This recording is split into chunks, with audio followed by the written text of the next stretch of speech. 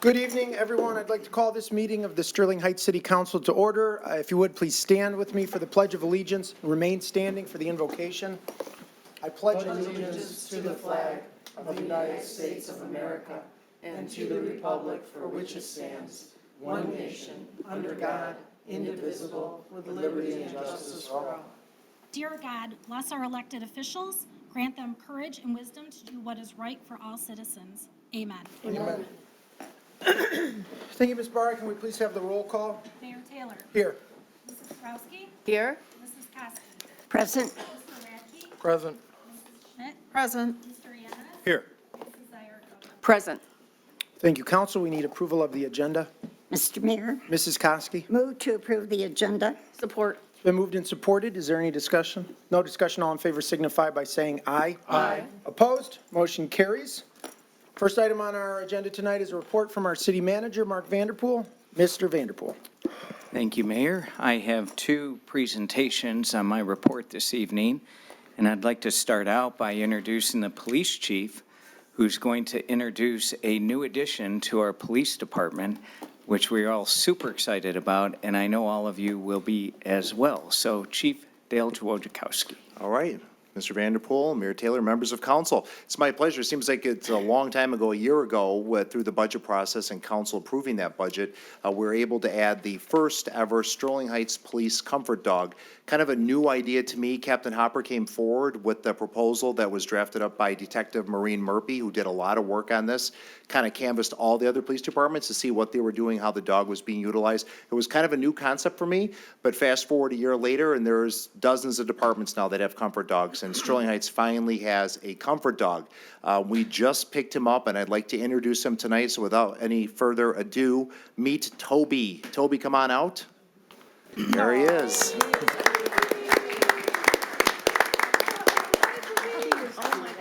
Okay, yeah, he's fluffy. Very dramatic. So this is Detective Marie Murphy again. She did all the work to get this program up and going with Captain Hopper. Toby was picked up on July 11th from Kalamazoo, Michigan, Sleeping Bear Kennel. Toby is a Cavapoo. A Cavapoo is a King Charles Cavalier mixed with a poodle, and he is absolutely adorable. He was born on May 16th, so he's 2.5 months old, and Detective Murphy already has him sitting, shaking paws, laying down, and rolling over when he was like 7 weeks old. So she works with him all the time, 24/7. He was one of 5 litter mates hand-selected by the breeder to test for comfort dog qualities. She's the first ever comfort dog handler, and Toby's likes are he likes to chew stuff, he likes stuffed animals to carry around, and he's in his terrible 2s right now. So he starts formal puppy training, even though he's pretty dang good for a puppy. He's awesome. He starts formal puppy training on August 21st for 7 weeks. Then Detective Murphy is going to take him to an official therapy dog class and get him trained and certified as a therapy dog. And the hope with this dog is that bringing him around the station, it brings comfort to our own men and women who serve one of the most difficult jobs in the world every single day, which he's already been doing. I love it when Toby comes to the chief's office. I wait for Toby to come to the chief's office. But Toby's also going to be used for really difficult situations and child abuse cases and victimization. And when we bring people in for those difficult interviews, Toby will be there in the room and to drop that temperature in the room. So really a useful tool. And on top of that, Detective Murphy, this is not her full-time job. So it's a very minimal cost to the city. She is a full-time detective with a full load of cases. This is just an additional responsibility. And Toby actually sleeps at her desk in a bed. So I want to turn the microphone over to Detective Murphy for some comments. Well, I'm very honored. Thank you, City Council, Mayor. This is a passion of mine.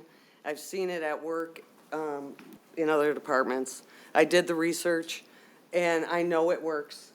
It brings joy to people's faces just walking into the room, and I'm very honored. So thank you very much. He's a great addition already, and I'm very blessed, so thank you. Thank you. That concludes my presentation. And Mayor, I just wanted to thank you and the City Council for approving this in the budget that was recently passed. It's very difficult to approve human positions. They're very costly, but this one was far more affordable. But we do want to thank you very much. Mayor Taylor, Mrs. Schmidt? I just have to acquiesce because this is not my breed of choice. We had much discussion up here about what breed we all wanted, but he is adorable and I love him already. So, it's okay. He's tired. Yes, go ahead, take him to bed. Council, any other comments? I think he's adorable. How big will he get? How big, yeah? 20 to 25 pounds. Oh, okay. Yep, a nice manageable size. Pretty minimal. And he loves to cuddle. Mrs. Koski? Did you say he?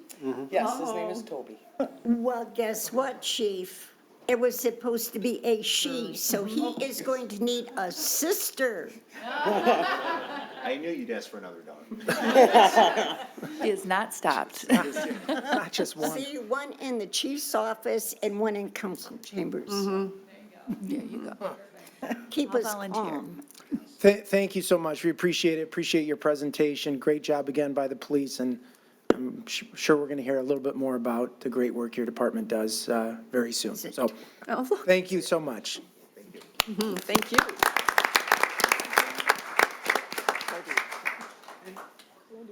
Thank you, Mayor. I hope we get an applause for the next presentation, no pressure. But we wanted to provide an update on our Visioning 2040 process that's been underway. You've heard me talk about this, but we want to make sure that we're spreading the word far and wide throughout the community. All of you may know, about 10 years ago, we developed our Visioning 2030 plan, and that has paid huge dividends throughout the community. In fact, $50 million in various quality of life investments all across the city that have been transformative, updating all of our neighborhood parks, building the community center across the street, clearing out the Clinton River for canoeing and kayaking, building the skate park, the farmers market, the dog park, the soccer park across the street, and the list goes on and on. I don't think anyone would argue the fact that these improvements have not been transformative. It's really been a defining time for the city. But now, since it's been 10 years, we have to focus our attention on Visioning 2040. So that's what we've been working on the last year, and we have quite a bit more to do. So we wanted to provide just a brief update from the team helping us out, facilitate this process. And so at this point, I'd like to introduce Becky Davenport with Strategize, who's going to lead us through this update. Thank you, Mr. Vanderpool. I have to follow Toby, really. It's like, oh my. So, but I'm pleased to be here tonight, and we have appreciated all your involvement and input thus far in Vision 24, and look forward to our ongoing conversations. Just quickly tonight, I'm going to talk about the process, some of the strengths, challenges, opportunities, and threats that we have already heard, kind of how we're beginning to develop the guiding principles and our next steps in this process. We've had a number of listening sessions. We've had a number of listening sessions, and really this began, if you recall, it seems like a while ago, in January of 2022, when we did a visioning session with all of you.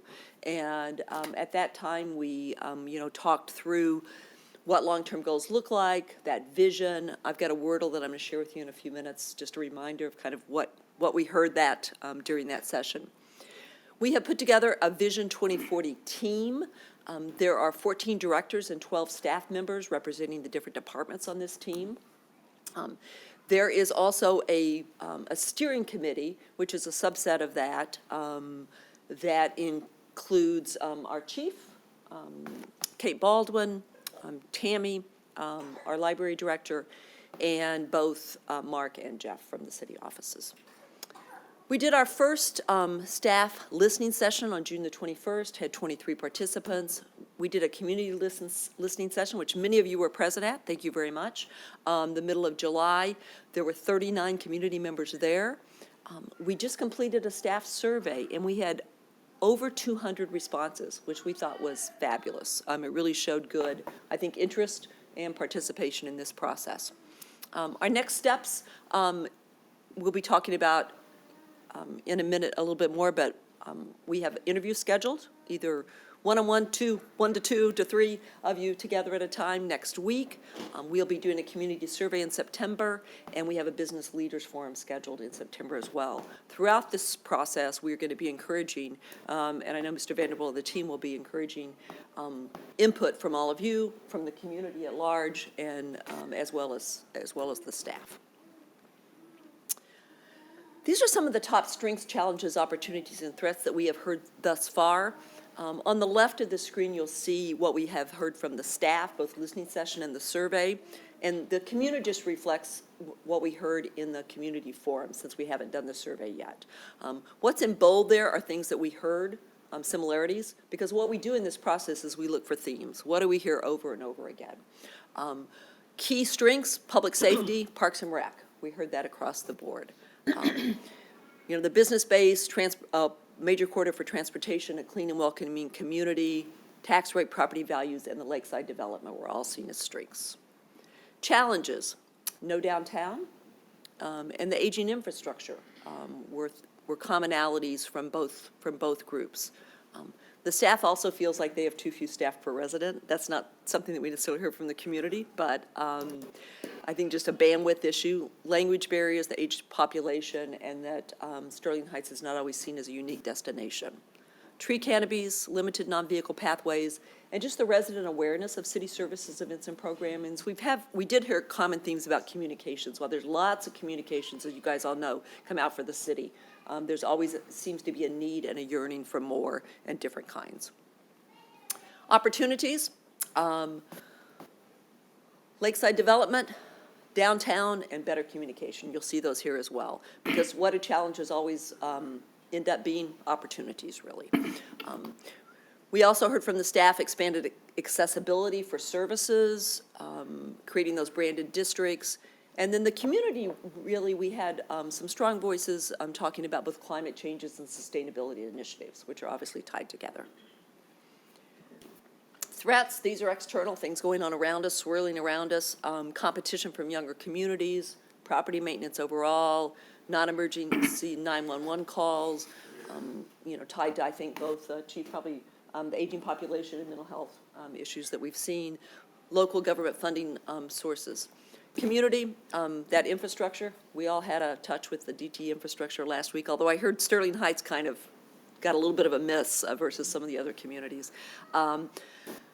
That climate change and the changing retail environment. We have taken these and begun to really look at the guiding principles. And just a reminder, these were your 2030 guiding principles that provided the platform for what Mark was talking about and all the transformative projects that have taken place. From the safe, well-maintained, desirable neighborhoods, recreation opportunities, pathways, focal points, well-maintained roads, green spaces, those commercial centers, and being a destination for high-tech and emerging businesses. This is the Wordle that I was referring to, if you guys remember, from January of 2022. Innovative, inclusive, and safe were our three big words. Although I realized if I took innovation over there on the left and innovative together, that was as big a word as those other two middle ones. Vibrant, competitive, progressive, and connected were some of the other key words we heard. So we, in fact, spent a couple hours this morning with our Vision 2040 team, that team of both directors and staff members, to really start to, or continue to build out those guiding principles. As those of you that were at the community forum, you saw we did the breakout sessions and had lots of good sort of draft ideas there. We had done the same thing with the staff at the staff listening forum. So we've had two kind of bodies of work. The group this morning took those and started to say, okay, what commonalities, what themes are we, what are the priorities?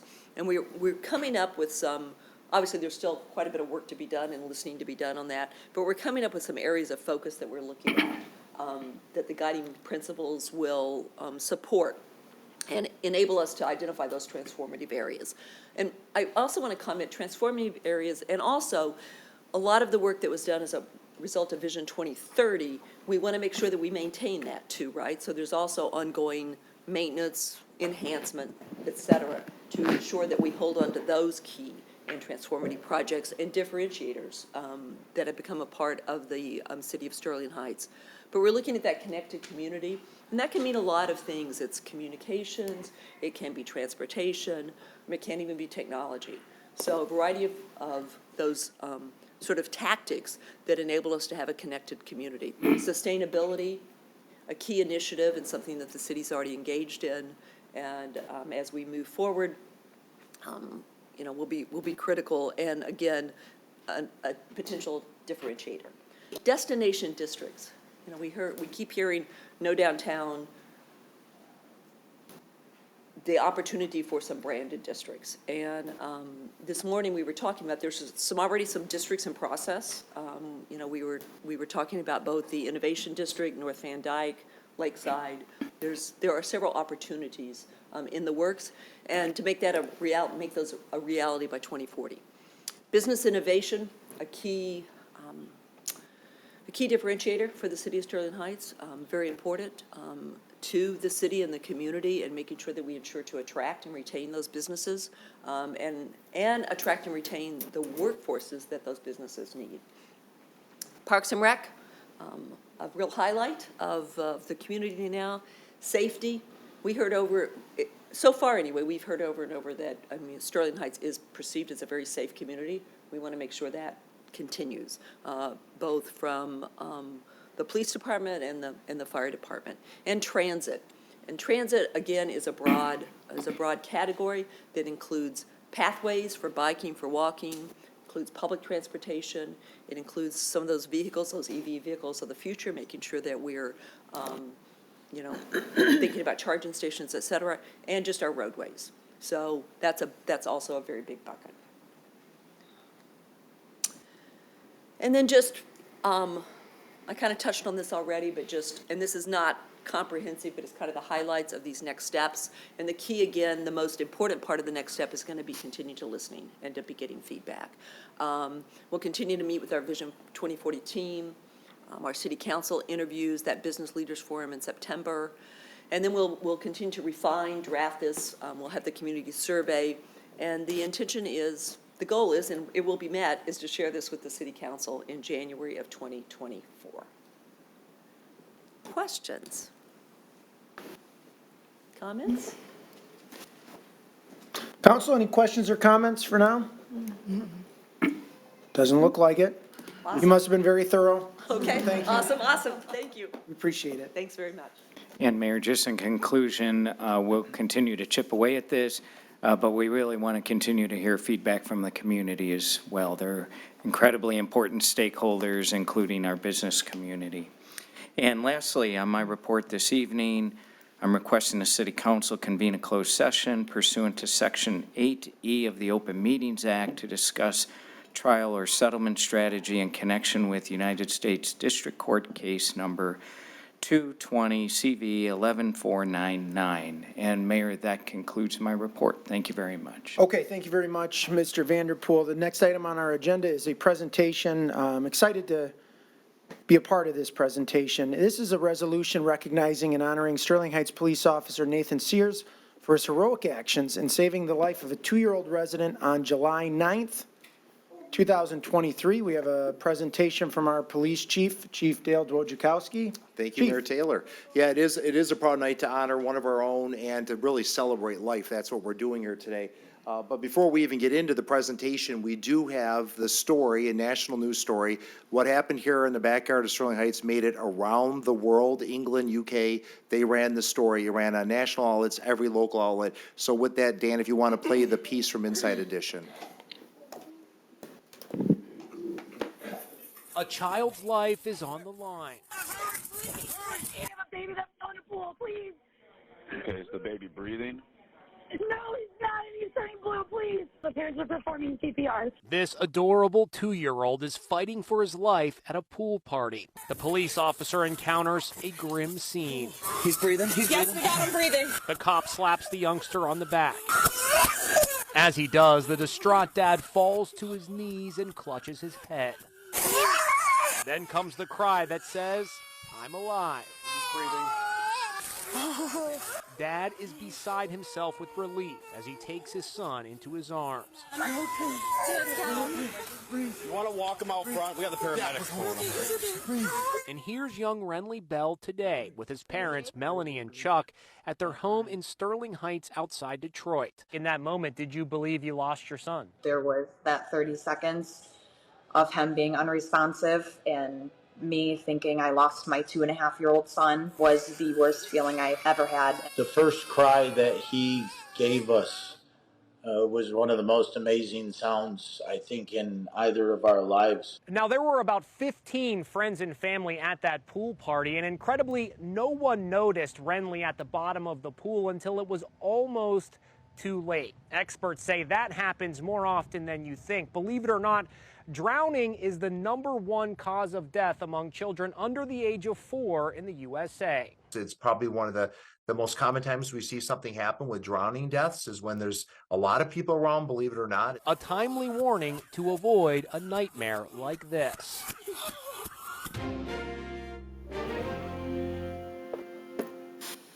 Yeah, and like all of you, the first time I saw that video, when I heard about this and Officer Sears run, I pulled up the video at my desk. I'm a parent of 2 boys.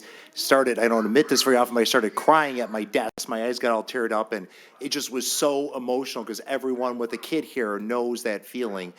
So on July 9th, dispatch received a call of a 2-year-old who was discovered at the bottom of a pool by his father during a family pool party at the house. The father pulled the toddler from the water, and him and his wife started chest compressions and rescue breathing. The child vomited and started shallow breathing as officers arrived. Officer Nathan Sears, which is here tonight, picked up that child, gave a lot of hefty back blows to help further remove trapped water from the lungs. The toddler then let out a joyful cry. This story highlights the dangers of water and the children who love to play, swim, and enjoy that water. The story quickly went viral in all regional news outlets and soon found its way into national television, including the story you just saw here on Inside Edition. I want to thank the parents of 2-year-old Renly, Chuck and Melanie, for allowing us to share this traumatic story with the public. This video was viewed 4 million times just on our police department's Facebook website. 4 million times just on our website. So millions of times across the country and a ton of other media outlets. The hope is that this story will serve as a reminder of the dangers of any open body of water when children are involved and help save a life. With that, I'd like to present a small keepsake on behalf of the police department to Renly and his parents as a reminder of that day and all the people who worked together to make sure that he survived this terrible accident. So with that, I got a little gift for Renly. It's our police challenge coin in our patch. This is yours, Renly. You don't even know what this is. But later on in life, you can ask your parents what this is. So you got it. Awesome. We're so happy you're here, Renly. It's awesome. It's, no, but if you guys want to say anything.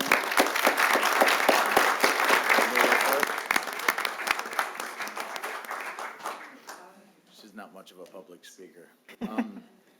So that day, we actually had my son's kindergarten graduation party. We had 10 adults, 12 adults, all of their kids, no alcohol. The children, he grew up in that same backyard, and he was back there every single day of his life. There were even people, adults and kids, in the pool. The first part of the morning, he had his life vest on the entire time. The ice cream truck came down the street. We went out front and came back to eat ice cream on the deck. He probably wasn't out of our sight for more than 2 minutes. a minute or two. He was actually in the house. And there were even adults less than 3 feet away from him when I found him at the bottom of the pool. I dove down, and my CPR skills were much lighter, but I dove down and pulled him out of the pool and put him on the side of the pool and started pressing on his chest. And in that moment, you don't think, you don't do anything, so obviously I was a little overexerted, and she came over from the deck, and with her knowledge of CPR, she was able. 16 years ago. Yeah, she was able to take over the chest compressions, and I did mouth to mouth. And at about 45 seconds, about 50 seconds, he finally started breathing. But for 30 seconds, we had lost him. And everybody was paying attention. Everybody was there. Everybody was apparent. Everybody was present. So to even blame something, it was almost impossible. So just at that moment, We're extremely grateful to still have him. We're extremely grateful to have Officer Sears In the fire department. in the fire department. From the moment I pulled him out of the water, I would say it was less than 2 minutes before he was, less than a minute and a half, that he was in our backyard. The fire department was maybe less than a minute after that. It was just beyond grateful. It gave us a break and a moment to completely collapse in the background. And then we're just very happy, very grateful. So when I received the phone call from was it the marketing? Mario, Lieutenant Bastinelli, maybe? Yeah. I was a little iffy on sharing the story and sharing what happened because of like the backlash that I knew that we would receive from Criticism. other parents that, would, or not even just parents, but people that would never think that that would happen to them, like I did. But I'm actually glad that we did because, like you said, just on your Facebook page, you got 4 million views. And I had so many people, I typed up a little thing on Facebook and just put in all my comments. And I had so many people, like even the amount of pool toys that we had in the pool was distracting and, stuff like that. So you don't really take those things into account until something like this happens. And just knowing, like, obviously, I'm extremely grateful that Chuck walked over and found him at the bottom of the pool when he did. But if obviously, if he didn't do that, it could have been fatal. And if I didn't take that CPR class in high school, it could have been fatal. Hopefully not. But just having that information in the back of your head, I mean, anyone that has a pool should really have CPR training, especially, but If you haven't taken a CPR class. just even children in general, so for choking or any daily, I think so. Really wanted to be an advocate for how important that was. Thanks. We appreciate it, guys. I want Officer Sayers, if you want to say a few words as well. Thank you, Chief. Thank you, Mayor and Council. As an officer, you never want to hear this call come out over the radio, but fortunately, I was at the right place at the right time, and I'll look back at this and be proud that I was able to help in any way that I could for you guys. And I commend you, both of you, for doing CPR and recognizing this, and I'm glad Brentley's here with us today. Very grateful. Mm-hmm.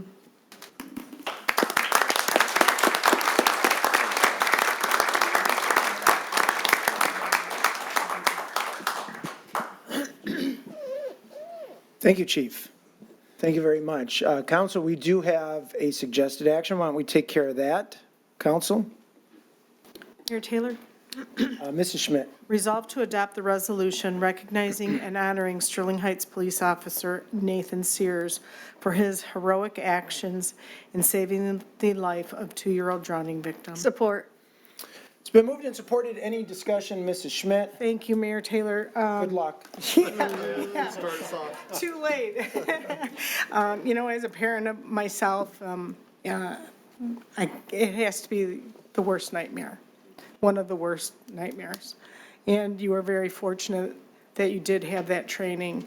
I actually am an instructor in CPR, and it's really important we teach the students that are going into healthcare how to do CPR. And it's important for everybody to know.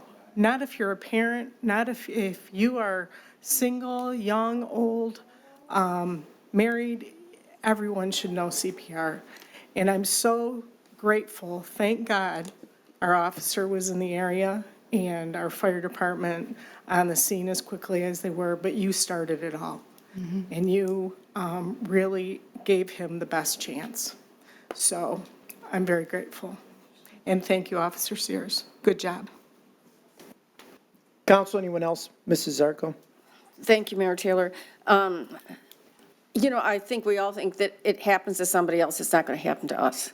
And I know for many years that we had a pool in our backyard, and you are vigilant, and the same thing, you might have adults there and kids there, and it happens in a split second, and it isn't just, when you have little kids, anything happens in a split second. It doesn't have to be a swimming pool.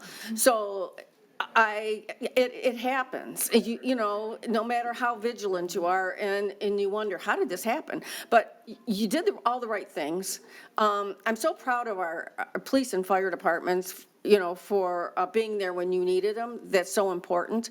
And also about CPR classes, is we've been talking about, you know, having classes here at the city, and Parks and Rec does, I think, a couple of times a year, they offer the CPR classes, and I think there's a class coming up in August.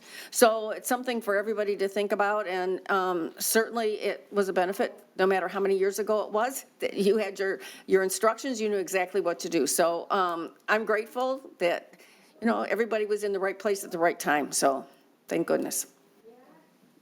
Thank you, Ms. Zarko. Council, anyone else? Mr. Mayor. Mr. Yanis. Thank you, Mr. Mayor. First of all, Mom and Dad, how are you doing? Well, no. Probably that week was a little shaky, but. It's still tough to get out to the pool. He actually, he took a bath as soon as, because he had to spend 24 hours in the hospital. Because even after a drowning incident happens, there's a thing called redrown, to where the lungs will fill with water, and there's just as much risk then within the 24 hours. So we went to Children's Hospital. But we're doing. But we're doing great. And how does Renly's big brother feel about this whole thing? He has a tablet, so he doesn't care about anything. He's not overwhelmed here. I can tell you, watching that video, someone who's done CPR on children, my palms instantly got sweaty just watching that. And it just goes to show how important training is, whether you're a uniformed officer, firefighter, police officer, whether you're a regular citizen.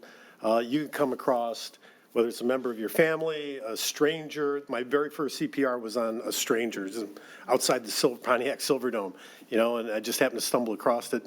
But it could happen, and it's just so important. That training is so important, and I'm glad we're highlighting this, because I do have, Mr. Mayor, a proposal next budget in regards to CPR in the city. So I just want to say, you know, congratulations isn't the right word, but I'm so happy for you and your family, and the fact that you remembered your CPR training from all those years ago, and that you kept your heads about you when you needed to, and you got this time to heal, and I'm glad Renly's okay, and maybe he'll be a police officer. I don't know. Do we get him an application? Can we? You want people to become police officers? The dog? Well, no, I mean, if Renly's really smart, he'll become a firefighter.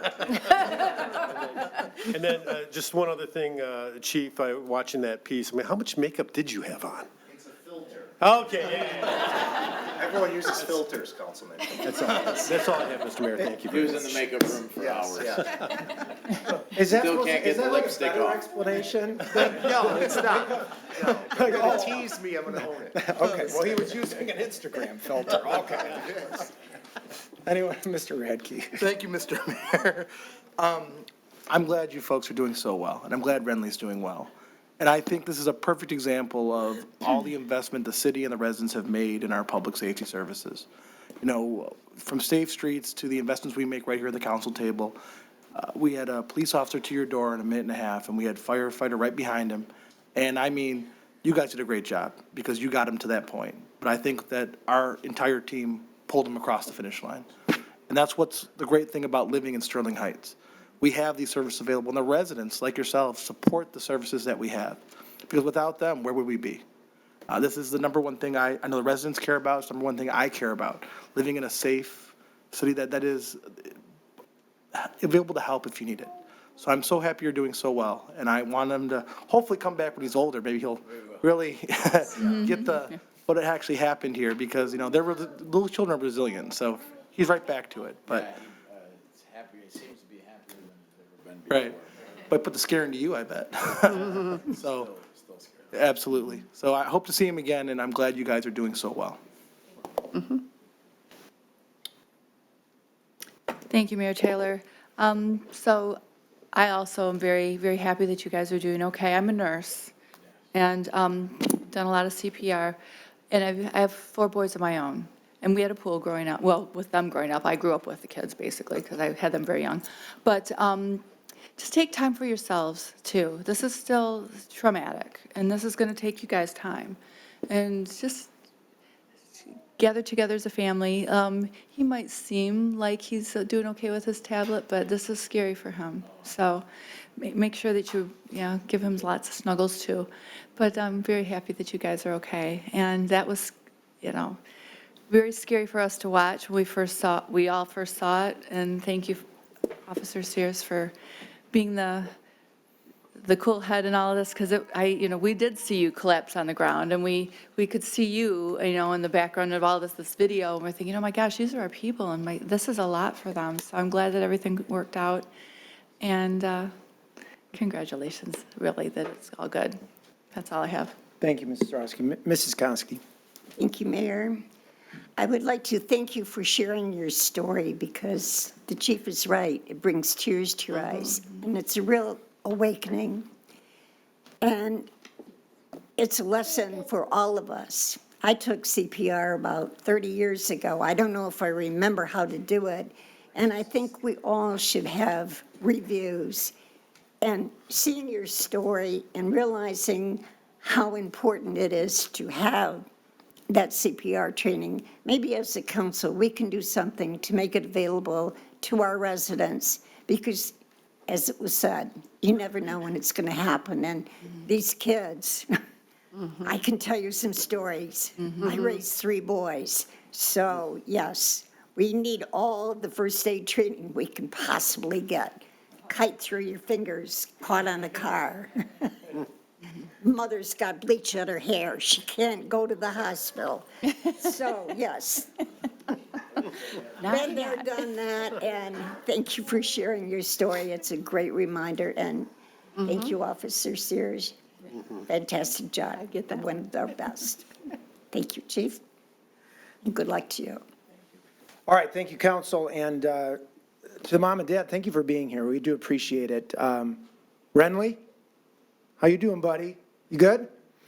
I want to say, Renly, that's not an atypical reaction when I talk to kids. I've got 3 myself. Renly reminds me a lot of my own son, Teddy. Teddy had that real light blonde curly hair when he was about that age, and he's recently told me he wants it back, but I don't think it's coming back. It's straightened up like his brother's. You guys fans of yeah, it might end up like yours someday, Dad. You guys fans of Game of Thrones? You watch Game of Thrones? I've never met a Renly before. So what was funny when we named him, we thought it was outrageously unique and never been heard before. Yeah. And then after we found out there was a character named. Well, it is a very unique name. It's a very cool name. What I wanted to say to you is, look, in my last 15 years, I've dealt with a fair amount of criticism, especially on Facebook. And what I'll tell you is stay off that Facebook. It's stupid. It's a waste of your time. It's a complete and utter waste of your time. Because a lot of people say, Mayor, if I was in your position, I would have done this, or I'd have done that, or I would have done this differently, I'd have done that differently. You know what I say? No, you wouldn't. And you have no idea what you would have done. Because you're not in my position. You're not in this position. You're not in that position. You can second guess and judge and criticize anybody, but you don't know what you would do in that position.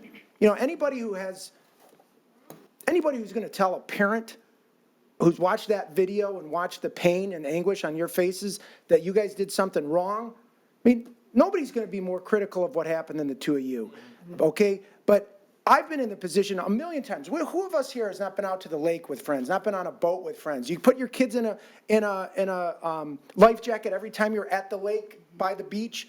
Not necessarily. Things happen quick, they happen fast, you get distracted, and people need to be more empathetic. They need to be more understanding.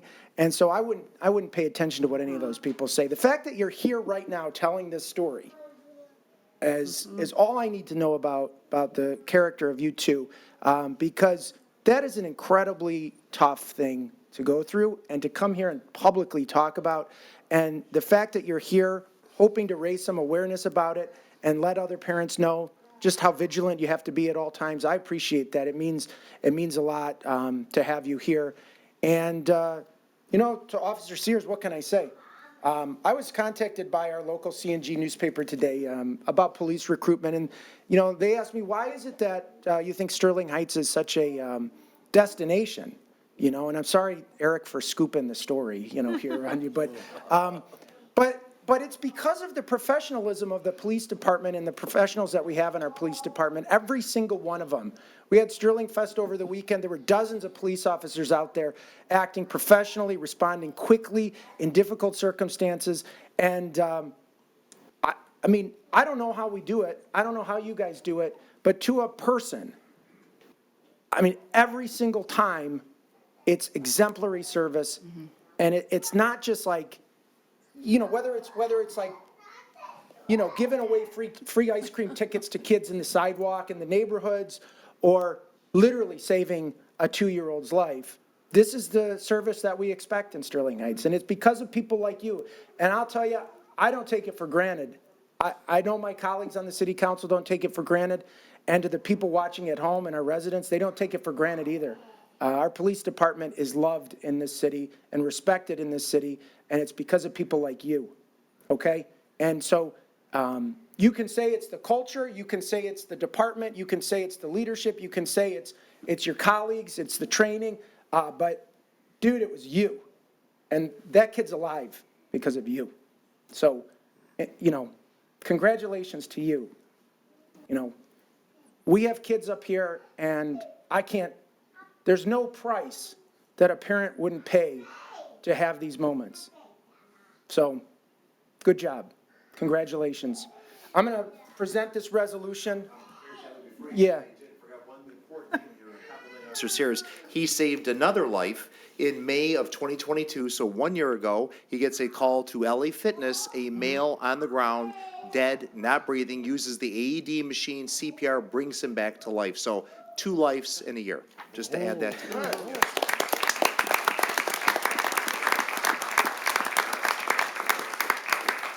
All right. I'm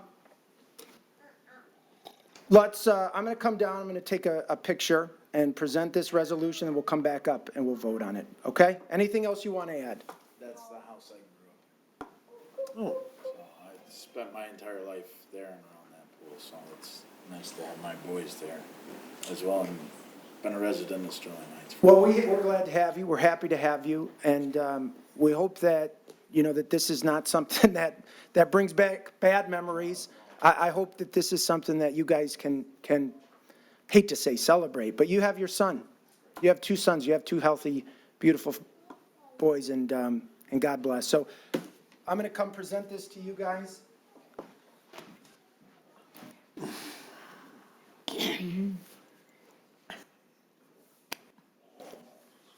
Present it to you. But, come on.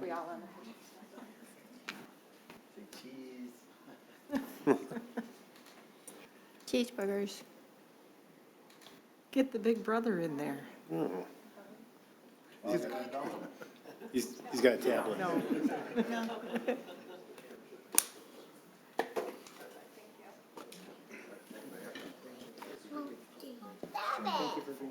Have it. You pinch him. You pinch him. Okay, council, the motion on the floor is to approve the resolution. It's been moved and supported. Is there, with no further discussion, all in favor signify by saying aye. Aye. Opposed, motion carries.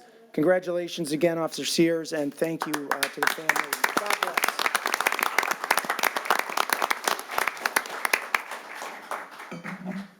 All right. Great job, Chief. Don't forget. Thank you for everything tonight. Don't forget the patch. Don't forget your plaque. Hey, sir. Your plaque. Got your hands full. It's not an easy job, is it? Oh, my God. Oh, my God. Just wait. It does. It is.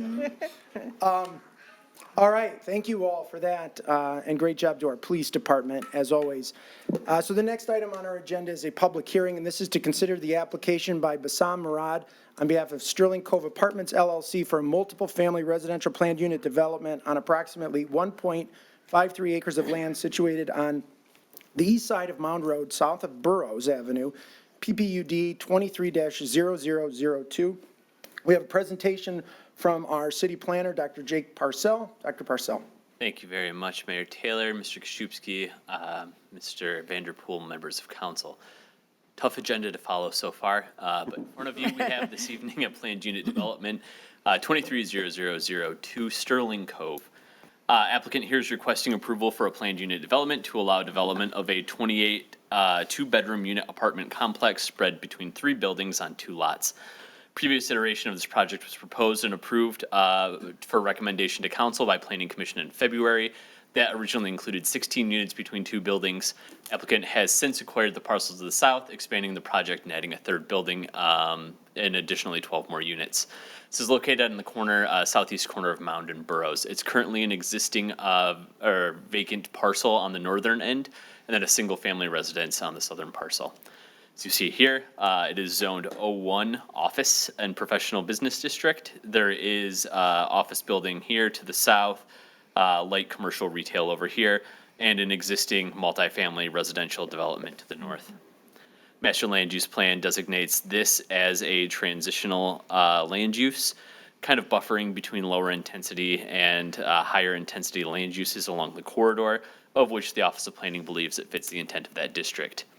Aerial imagery here shows it is just a rectangular parcel. There's vacant. There is some access here, although not officially a traveled road.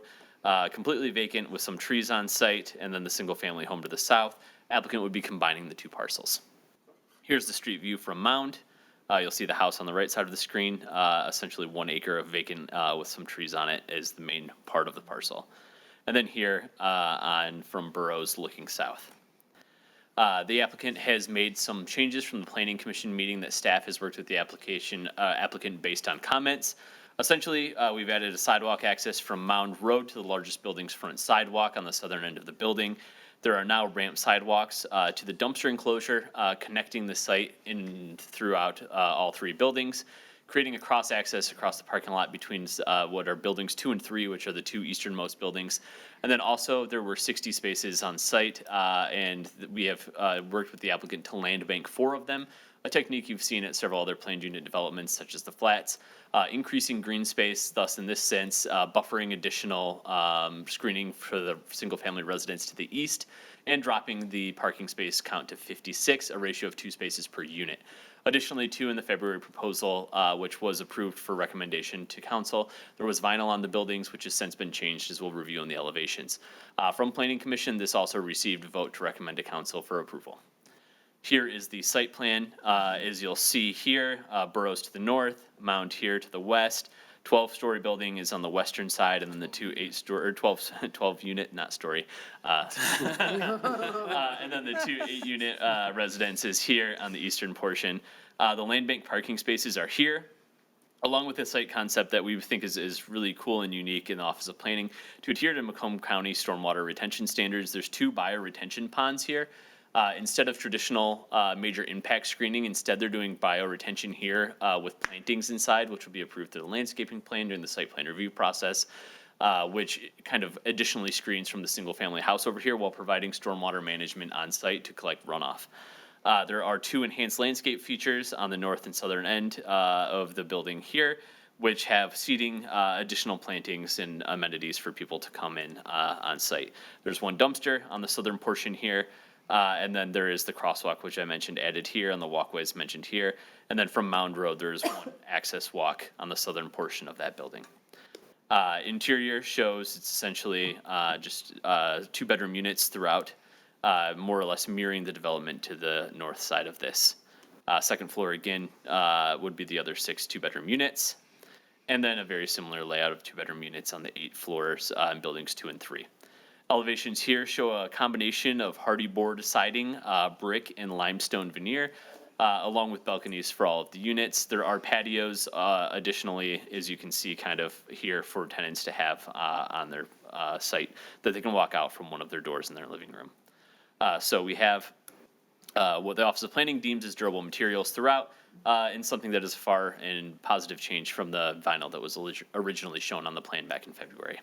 Here's a colorized rendering provided by the applicant as well, kind of showing the site. This would be Burroughs in this instance, and then these spaces would be green space. So this has quite a few modifications to the planned unit development process. One that we see commonly with multifamily residents is parking within 25 feet of the buildings, allowing for site efficiency, allowing the recreational space within the front yard setback of mound and burrows, which is where the applicant is proposing that is with the 2 enhanced landscape features. A very common one of no recreational vehicle storage, a reduction of the parking spaces from 84 required at the current 2.5 space per unit, 2-bedroom unit ratio, down to 56 spaces plus 4 land bank spaces, reduction in eastern front and rear yard setbacks, which is numbers 5, and then 8, 9, and 10, an increase in density from 14 units to allow to 28 units, and then to replace the major impact screening, which Office of Planning believes is a very innovative bioretention pond with dense plantings to help screen the residents to the east. We've seen these before, so I'm happy to answer questions on this, but the intent of the planned unit development ordinance is to encourage innovative and more efficient use of the land. This is a multifamily development, not any mixed use or anything like that, but we do believe that there is some innovation here with the stormwater management system being integrated onto the site, and also efficiency in terms of removing some or reducing some of the setbacks to office uses and Mound Road to help provide some additional density on the site. And then additional PUD standards are there. But importantly, for the big picture considerations, we believe this falls in with the sustainable housing mix and the sustainable land use patterns of the city's sustainability plan. Promoting high-density land uses here in residential areas that are surrounded by a mixture of uses helps encourage walkability in the area. Additionally, we do believe that including the up-to-date bioretention ponds for stormwater management helps make the site incredibly efficient for collecting runoff. And with that, I'm open for questions. I believe Mr. Murad and his team is in the audience as well and will be available for questions too. Okay, thank you very much. I'll open the public hearing. Is there anyone who'd like to speak on this item? Would the applicant like to make any comments or just be available for questions? Okay, very good. Then I will go to the public. Who'd like to be first? Come on up.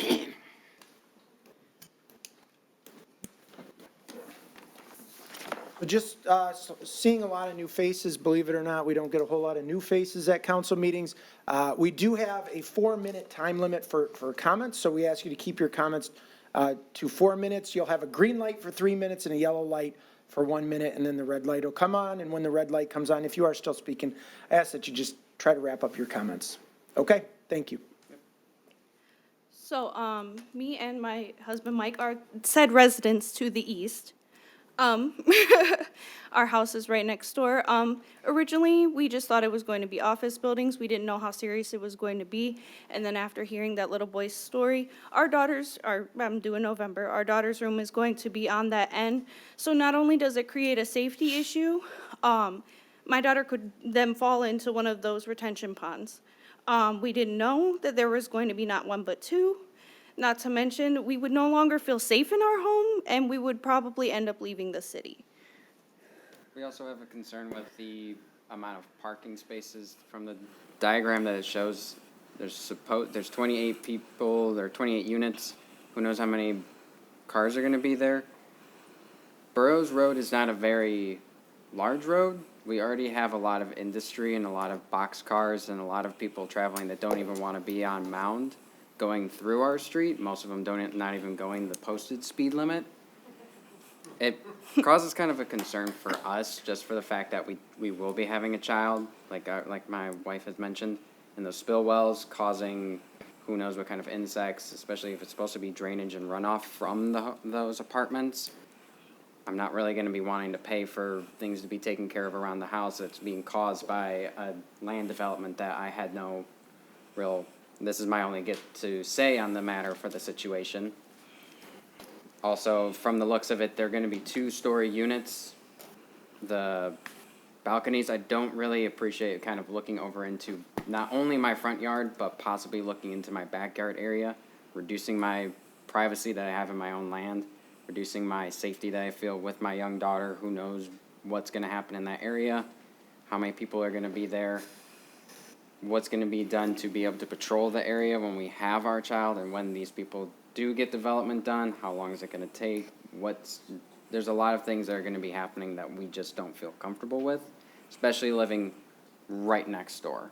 I know There- there's some other Yeah, people there's that are from our street other that are young here. children that play on our street as well, and I watch them, you know, in the yard every single day, and even just the cars flying by from people who don't want to be on Mountain Road, I worry for their safety, and with the extra traffic, I mean, I would hate for something to happen.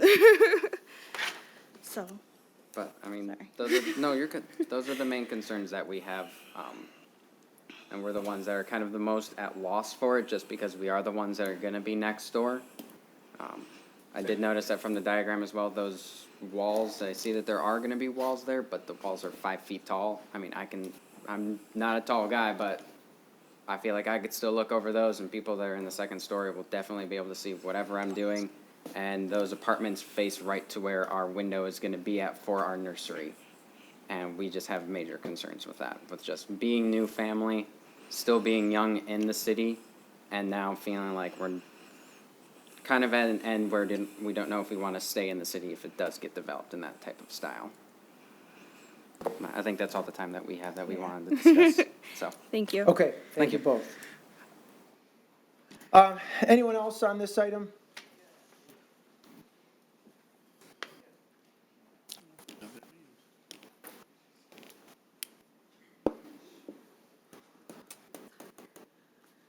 Hello, my name is Tish Chesko.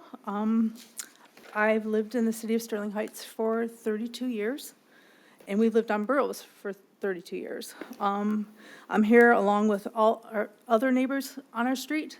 We're all here participating in this meeting. Most of them have also lived on our street for 20-plus years. We really have a nice street. All the neighbors get along. We all watch out for each other. We would prefer an office building be built here at this location versus the development that's before you today. The property today is 66,635 square feet. Per the plans, the required amount of square footage needed to build the apartments on the site, which would be, or should be, 128,800 square feet. At 66,635 square feet, you are building 100% over the density for this piece of property. And the question is why are we overbuilding at the expense of our neighborhood? As mentioned before, the traffic we have on our street cutting through is ridiculous. Our street, when they don't want to turn down 19 to go to Merrill, to stop at the light and make a left. So they cut down our street so they can get right to the stop sign and make their own left. They don't have to wait in all the traffic. As well as the traffic doesn't want to go down 19 and wait at the light at Mound to make their right. They go down our street to do that as well. We have box trucks that come through there. We have semis. We have other sized trucks come through there. We have church traffic, businesses, manufacturing, and nobody is going 25 miles an hour. They're all going over the speed limit. We have children, we have our dogs, and they're constantly crossing the street because, again, we are a neighborhood that is well-established. And, you know, the kids, we tell them to, you know, when you're crossing the street, look both ways, but, you know, the dogs run across the street too. So our concern is the more traffic we're going to get on our street because of this development.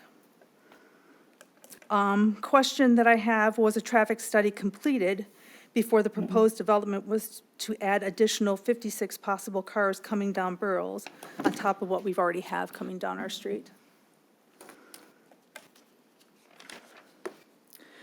The parking spots have been reduced, and per the plans, it states that 84 spots are required for this development. So why are we reducing the parking spots? Because now they're going to end up on our street. A street that already has enough traffic going down it, and now we're going to have parked cars on the street. The wall, I have spoken with some of the neighbors. We would like a 6-foot wall that ends evenly with the north side of the apartment building, just north, just like the north building on Burroughs. So the other side of our street has the apartment complex where the wall goes all the way to the end. We would like the same thing on this new development, because I believe it stops halfway on the bioswale. It stops halfway. Yeah, we would like it to go all the way, and I think you and I and my husband talked to you about that a couple weeks ago, of it going all the way to the end of the apartment complex. And not ending in the middle of the bioswale. The bioswale is concerning because the mosquitoes, as as Mike and his wife had indicated. The question I have is that the properties that are located south of the property in question for the development, they have storm sewers instead. And why is that not being proposed versus these bioswales? There's two of those storm drains, so. Okay, we're going to have to leave it at that, but thank you. Appreciate your comments. Can I just finish really quick? Like 5 seconds. Okay, great. So we have asked for a driveway off of Mound. I have spoken to the road commission. We're going to have to leave it at that.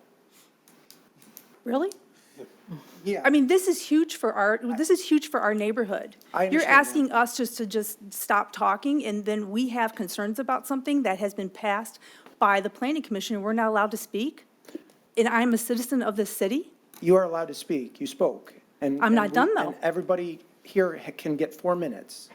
And I can promise you that the city council takes every issue that comes in front of us seriously, that we're very accessible. There are days in advance of the meeting that you can contact us, that there And I will did. be I questions. spoke with Liz, and I did And speak with ma'am, Henry. Ma'am, that is those are our council rules. We're not going to abandon the council rules. Every issue we vote on is important to every person in the city, so, or to at least some people in the city. So we appreciate your comments. I thank you for that. If there's other members of the community that want to speak, they have 4 minutes as well. She can take my 4 minutes.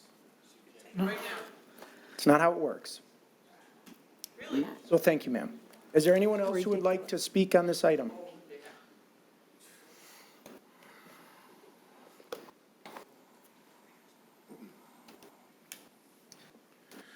I'm John Lesh, 6117 Burroughs, also a neighbor. The first thing that I noticed tonight, you guys brought up is the 2030 guiding principles. The biggest thing on there, you put creating desirable neighborhoods. Step one, when you guys are going to create that, is you're going to come up with things that create a desirable neighborhood. Setbacks, density, parking, entrances in and out of apartments and anything like that. And then you turn, and this violates every single one of those. So what is the point of having the 2030 guidelines, the 2040 guidelines, and then you're going to create all of the setbacks and the bioswale rules and the privacy rules, and then turn in, well, they really don't matter. Well, this guy really wants to build the development, so we're going to let it go. So none of that makes sense. You're compromising the zoning from going office into residential alone.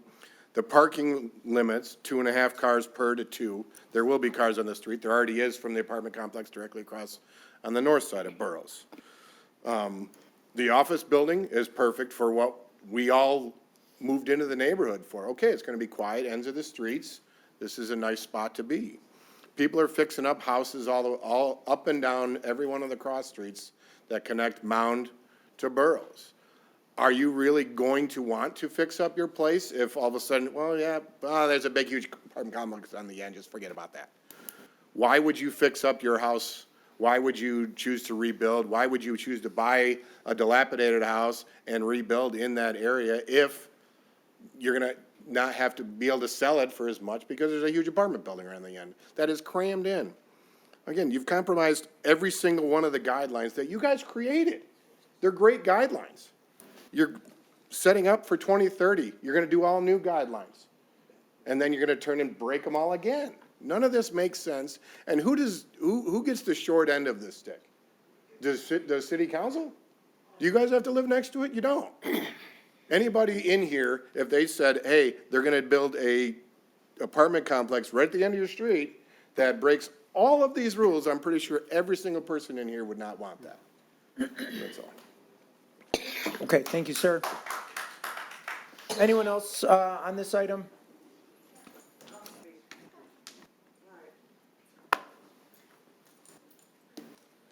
Good evening. My name is Pam Hinton. I live at 607 6105. My parents lived at 6071, and they sold it to Kelly and Jason, and when they passed in 2009. I have lived in my house since 1978. 2 doors from my parents. It's a nice neighborhood. It is a nice neighborhood. We all got property. I don't know where they're gonna fit all these people. I don't, you know? We want the mound access. We want more parking. We don't want them parking on the street. And we want the wall. Okay? Oh, I'm also a voter. I voted in every election since 1976. I got a certificate. So I am, you know, please listen to us. Thank you. Thank you. Hello,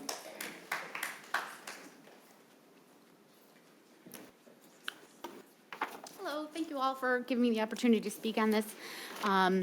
Public speaking is not my thing, so this is really a big deal for me to be here. Watch as the redness goes up my face. As Tish had mentioned, I myself have lived on the street for 27 years, and as well, Mike, when he mentioned the proposal that these bioswales are going to be beautiful and they are addition, they are not. They are a mechanism to deal with overbuild, and they are a safety risk to the children on the street. As well, the additional traffic, we should not have, there are 21 homes on the street. And to add 28 units, 28 families additional into 2 parcels on the end of the street is an unreasonable expectation for the residents to accept. So sorry. Thank you so much for hearing us. You're welcome. Thank you, ma'am. Anyone else like to speak on this item?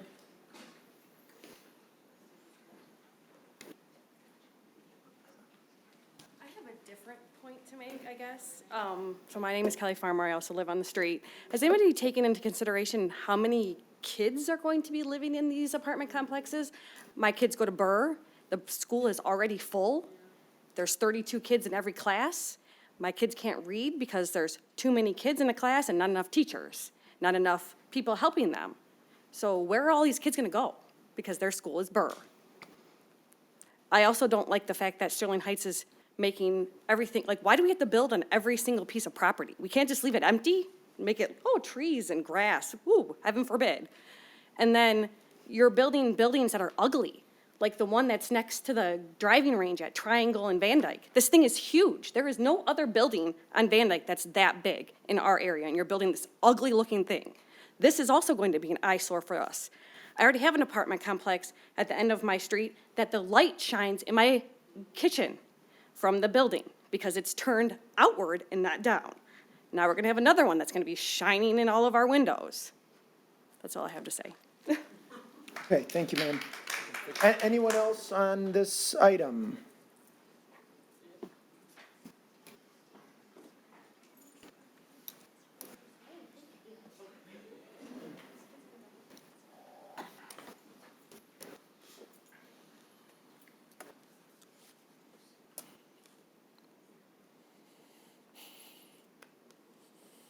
Go ahead, sir.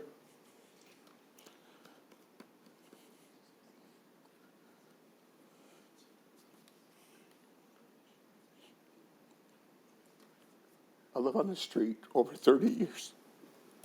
And understand, it's supposedly zoned for office. When we moved there, it was office, okay? Just by what you guys have written here, the 6 reasons why it shouldn't be done is the square footage. You guys require 128,000 square feet. It's only 66,000 square feet. Why do you want to stick that much in that little piece of property? All the setbacks. You're offering 1, 2, 3, 4 setbacks. You guys call them modification, they're variances, plain and simple, okay? That's 4 on that lot, okay? The biggest thing is parking. You guys say you need 84 spots, 84. Oh, we're gonna give you 56. Where are these people going to park? They can't park on Mound. They're gonna park on Burroughs. If you right down the street, you can see there's people parking there already. That's for the people that live on the street from the apartment on the end. You're gonna have a minimum of 30 more cars just by your calculations. This is being safe. That's if only 2 people per unit are driving. And believe me, I have 2 kids. There's four in my unit, in my house. So where are these people going to park? I understand this office, I understand you people, people want to live in Sterling Heights. It's a great city, and it is. The services are terrific. But there's areas where this belongs, and there's areas that doesn't belong. And in the street now, where we already have the traffic, you aren't providing the parking, is not the place for this. Something smaller, we understand that. But to say, oh, if you go by there, you can see it. 56 spots, you need 84, that's 30 cars a minimum. Without birthday parties, without graduations, without communions, parking on that street. So, like I said, I mean, we don't agree to it. We think that you got called a traditional area, land use area, because we are between Merrill and Van Dyke and 59 and 19. But you know what though? They're building brand new houses on the corner, I think it's Waldo and Merrill. They're building houses a couple streets over. They're building new houses in the area, because you know why? If you haven't been in that area, we have acre lots, we have half-acre lots. You guys want to be tree city. There's trees all over the place there. So I don't know why you want to take this area and just mass produce this and stick these buildings in there. You guys should be saying, you know what? This is what we need to save. This is what the city is supposed to be. It ain't supposed to be blacktop and 40 cars parking on the street. It should be open. You guys talk about, oh, you were worried about a sidewalk at the last meeting, at the planning commission meeting, because, oh, so people can walk and you want this open thing. See what you got there already. That's what we're asking for. Consideration. And think about how you feel. If you knew eventually one day it's going to be office in your street and you understand it, and I understand when I bought that, but there's not going to be office now. There's not going to be somebody there 9 to 5. There's going to be 28 families, 2, 3 people per family at the end of the street, and everyone's going to park, and it's all coming into the neighborhood. And like Mike and his wife said, it's right next to their house. I don't blame them for not feeling safe. I'm not saying that, you attract the wrong type of people, but that's too close. There has to, and you give them a variance to do that, and I don't think it's right. Like I said, the biggest thing is the parking. Think about that. Because we who live on the street are going to have to deal with that. And that's all I have to say. Thank you. Okay, thank you, sir. Anyone else on this item?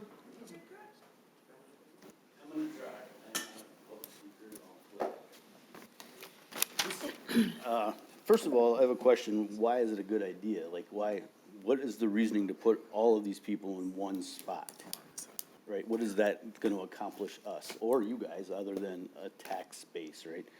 But also, do you guys have to also ask, the developer doesn't respect us as a Sterling Heights, period. He also already was quoted as saying, have you drove down the street? This is no Birmingham.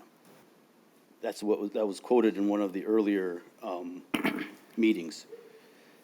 The other thing is, the owner of the apartments on the north side of the road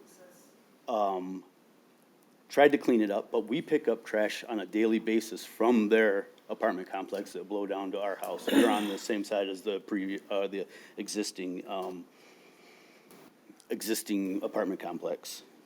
And like everyone else said, there's tons of kids playing, the traffic, that's just a given that we shouldn't. And it's not safe, and this is not building a community like you guys had posted in your thing. It's building like a slum almost, because the people are just gonna be packed in there and they're gonna be driving up and down our streets, right? That's not a good basis for community. Let's see what else I got. And what does it do, like, if we're trying to build property values, does an apartment complex build property values, our property values? It doesn't bring our property value up at all. So I guess, I mean, that's all I got. Like I said, I'm not a public speaker, but thanks for hearing us, and hopefully we influence your decision. Okay, thank you, sir. Anyone else on this item?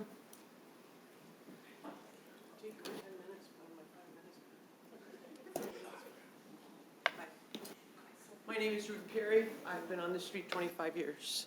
I need to tell you, this is not a setup for our street, okay? It's going to be a huge issue traffic-wise. All the traffic's going to have to come down our street. They won't allow a driveway out onto Mound.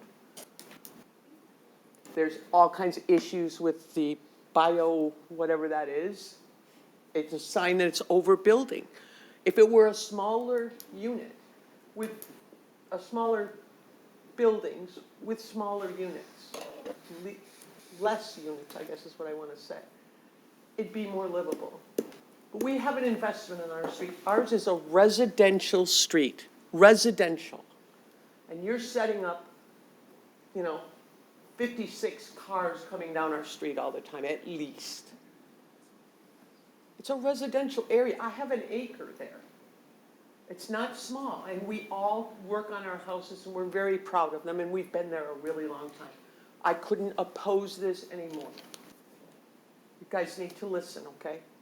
Thank you. All right, thank you. Anyone else on this item? If not, council, we need a motion. Oh, sorry. I will, at this point, close the public hearing. And now, council, do we have a motion? Mr. Mayor, Mr. Radke. resolve to deny the application by Basad Murad on behalf of Sterling Cove Apartments, LLC, for a multiple-family residential plan unit development on approximately 1.53 acres of land situated on the east side of Mound Road, south of Burroughs Avenue, PPUD 23-0002. These are the terms and conditions set forth in the plan unit development agreement, and I guess don't authorize the mayor and clerk to sign the agreement on behalf of the city. Support. It's been moved and supported. Any discussion, Mr. Radke? Yes, Mr. Mayor, thank you. I find this very frustrating because I do not like this project, not for any of the reasons that were listed by the folks who came here today. Frankly, I think a lot of their concerns are overblown and or wrong, but I have a problem with basically the site plan. I think that this development is essentially situated the wrong way. I think it should be facing Mound Road and facing Burroughs Avenue. I don't understand a development, a PUD, which is supposed to be a smarter use of space, that essentially flips a development inward and essentially eliminates, so if you're driving down Mound or driving down Burroughs, you're looking into people's backyards. That's an odd development to me. I think that there have been some improvements from the Planning Commission, including the extra sidewalk and the elimination of some of the parking spaces. Frankly, I think it's overparked. It could remove even more spaces. We have reports from, Mr. Mayor? Look, I mean, I appreciate that this is important to you guys. I really do. But each one of you came up here and spoke, okay? And not one of the council members was jeering or sniggering or laughing or any of that. You're adult. Listen to me. You're adults, okay? You're adults. You can treat us with the same respect that we treated you with. You don't have to agree with us. You don't have to agree with Mike Radke. God knows, most of us don't agree with him all the time, but we don't sit up here and laugh at him, okay? So have some respect. We treated you with respect. Treat him with respect. Thank you. Thank you, Mr. Mayor. Where was I? It's overparked. We have studies that we reviewed in the visioning sessions that say most two-bedroom apartments in Sterling Heights are occupied by 1.5 residents at maximum. If we applied that standard, which we're reducing our parking, we have a study doing this right now to reduce our parking requirements, that would take the spaces down to 42 required. And if you added spaces for visitors, I think 50 max would be a reasonable parking requirement, and not to count the spaces on Borough Avenue, because those are public parking spaces owned by the city that we allow residents to use. And and just for a second, I live in a condo. I live in a condo that looks somewhat like this. And the idea that somehow those of us who live in condos are considered high-crime individuals or sketchy or leading to crime and destitution in the neighborhoods is frankly offensive. And it's offensive to the residents who might live here. They're all gonna be residents. They'll be voters just like your voters. And we have to give them the right to live here and to excel in Sterling Heights. So frankly, I support developments like this. I don't support this development because of the way it's laid out. I guess, through the chair to Mr. Parcell, the bioretention basins, those will be dry most of the time, will they not be? Yeah, so our Office of Engineering will review them. They're essentially rock beds with different layers of sediment, and as stormwater runs in there, it filters it, and way it reduces the burden on the city's stormwater management system. These are Macomb County standards that our Office of Engineering has adopted to go off of for all new developments moving forward. Thank you, Mr. Purcell. Doctor, thank you, ma'am, Dr. Parcell. I also question the landscaping plan. Do they fulfill our tree requirements, our tree ordinance, to make sure that we are adding more trees to the site essentially, since it's being changed? Yeah, so they will. Essentially, when we get the PUD, it's a conceptual site plan. Everything here in terms of landscaping, engineering, down to the size of the bioswales may change a bit as the Office of Planning and Engineering, Building and Fire review it, ensuring that it's up to all of our codes. The reason for this is it's all tied to the PUD agreement. One of the standards in the agreement makes sure that it comes up to the landscaping ordinance, so they wouldn't receive final site plan approval, and thus they would not receive their building permits without the tree preservation review and the landscape review by the Office of Planning administratively. Thank you. Well, I guess I'll leave it at this.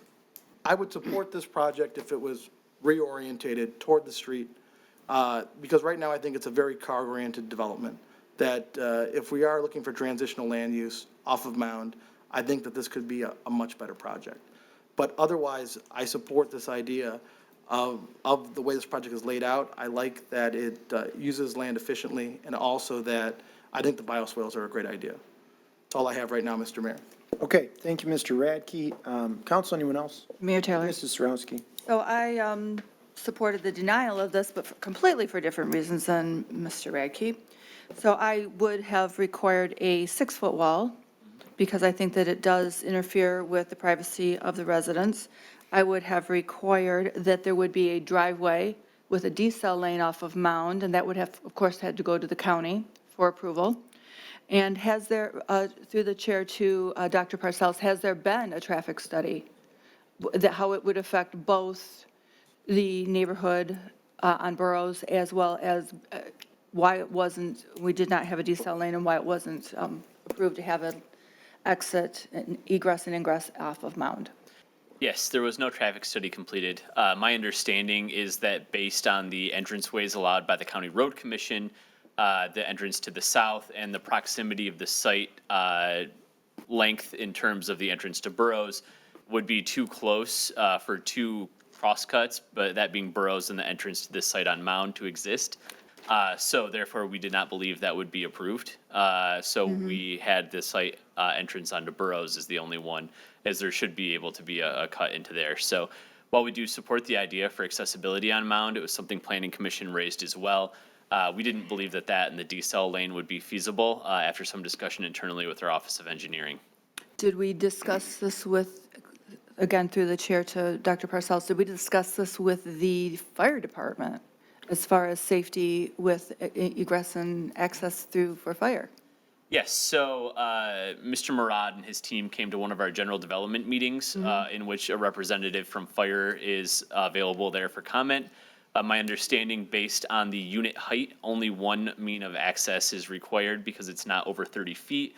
Therefore, additionally, 26-foot aerial access lanes are not required on this site, and there is not a 150-foot plus dead end, so that would not require two means of access as well.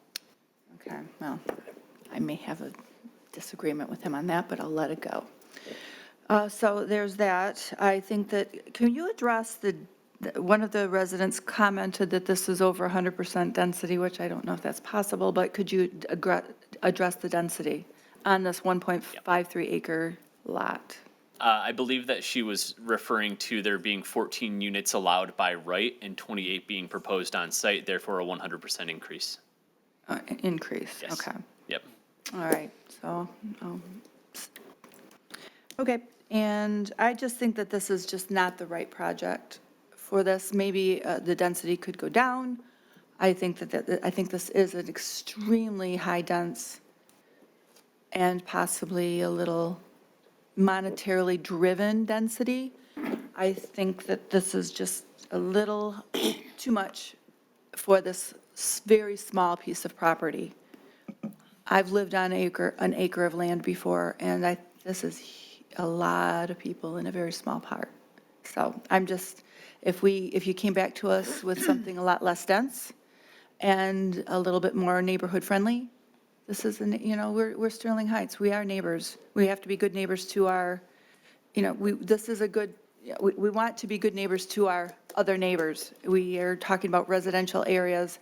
We want these kids who live in this area and these adults who live in this area to be able to socialize and not feel that they're going to already have a strike against them. So I'm just asking for that. Bioswales. So you are talking about this, so this bioswale, the way that it's engineered, does not retain water? I will preface this by saying I am no engineer, but my belief is that they are not standing water ponds. It's a filtration mechanism. So as water comes from, the new parking lot or even from Burroughs itself, from driveways, impervious surfaces, it collects the water and then it filters it out, therefore lessening the burden on the storm system for the sewer. You'll see them a lot in parking lot islands. It's rocks with plantings in them. They're ornate more than anything. You could theoretically walk on them as long as you're not there after a heavy storm. It's more so a catch basin for the water. Okay, I'm going to say I will respectfully probably disagree because I have seen them that do collect water, at least for a short term. And anything that collects water that can retain, after we've just seen with our young little child here, any children in the area, it could be, very well be a hazard. So I would like to, if any type of bioswale / retention pond, why do not we require fencing around them? I don't know. That's an excellent question. They're approved based on our Office of Engineering standards, but if in the fact that we have one back in front of council, I'll be happy to add that to the staff report. Do you mind if I jump in on? Yes, sir, Mr. Yeah, Fox. to my understanding, the Office of Engineering, when a pond reaches a certain depth, does require fencing, which is why you'll see traditional kind of deeper basins. I mean, you think the ones on 17 Mile have fences around them. So I think it's a depth issue primarily. I imagine also in times of flooding, fences could potentially hinder the water filtration, but that would only be a concern if it's a flood zone, so it's probably not coming into play either. Okay, I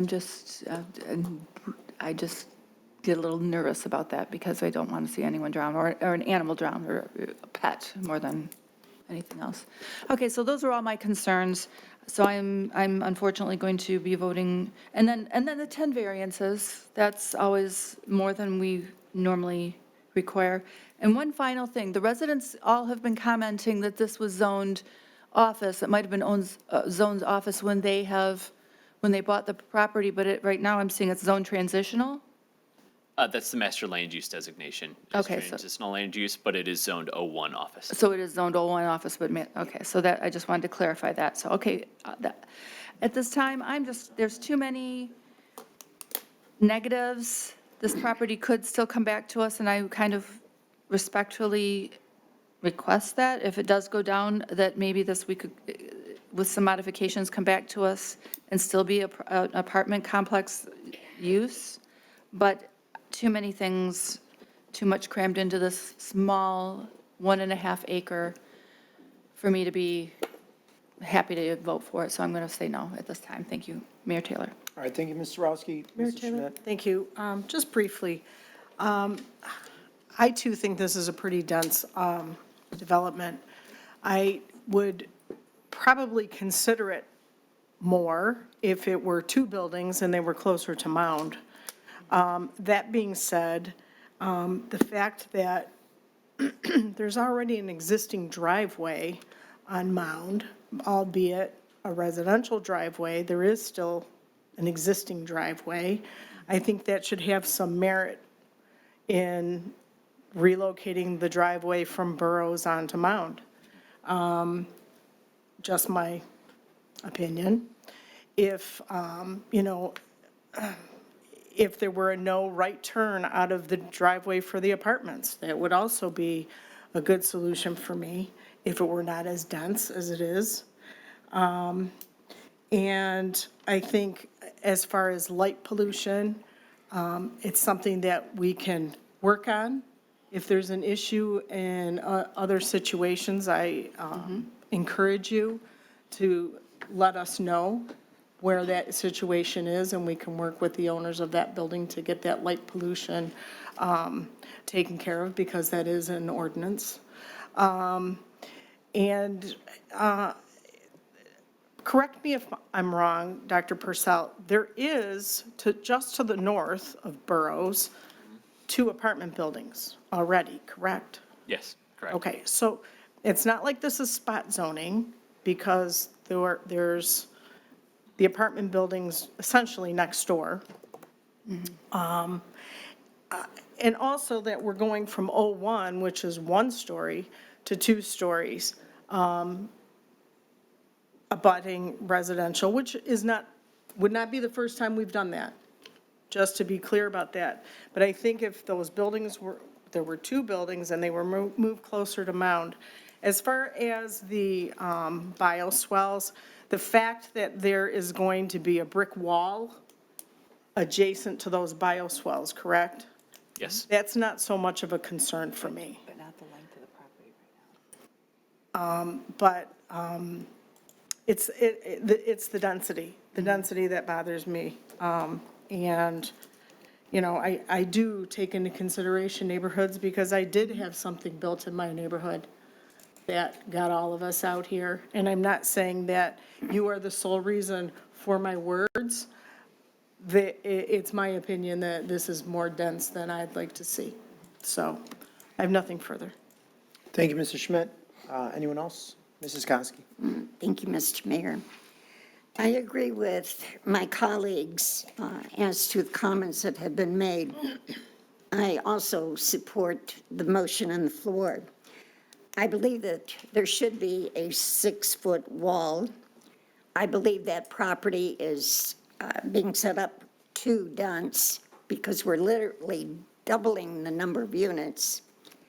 If there is a existing drive on Mound, if that were a office building, wouldn't they also be entitled to an ingress or egress on Mound Road? So I would think that they should be able to do a drive on Mound Road. And the variances, I just quickly counted, and I counted 9 variances.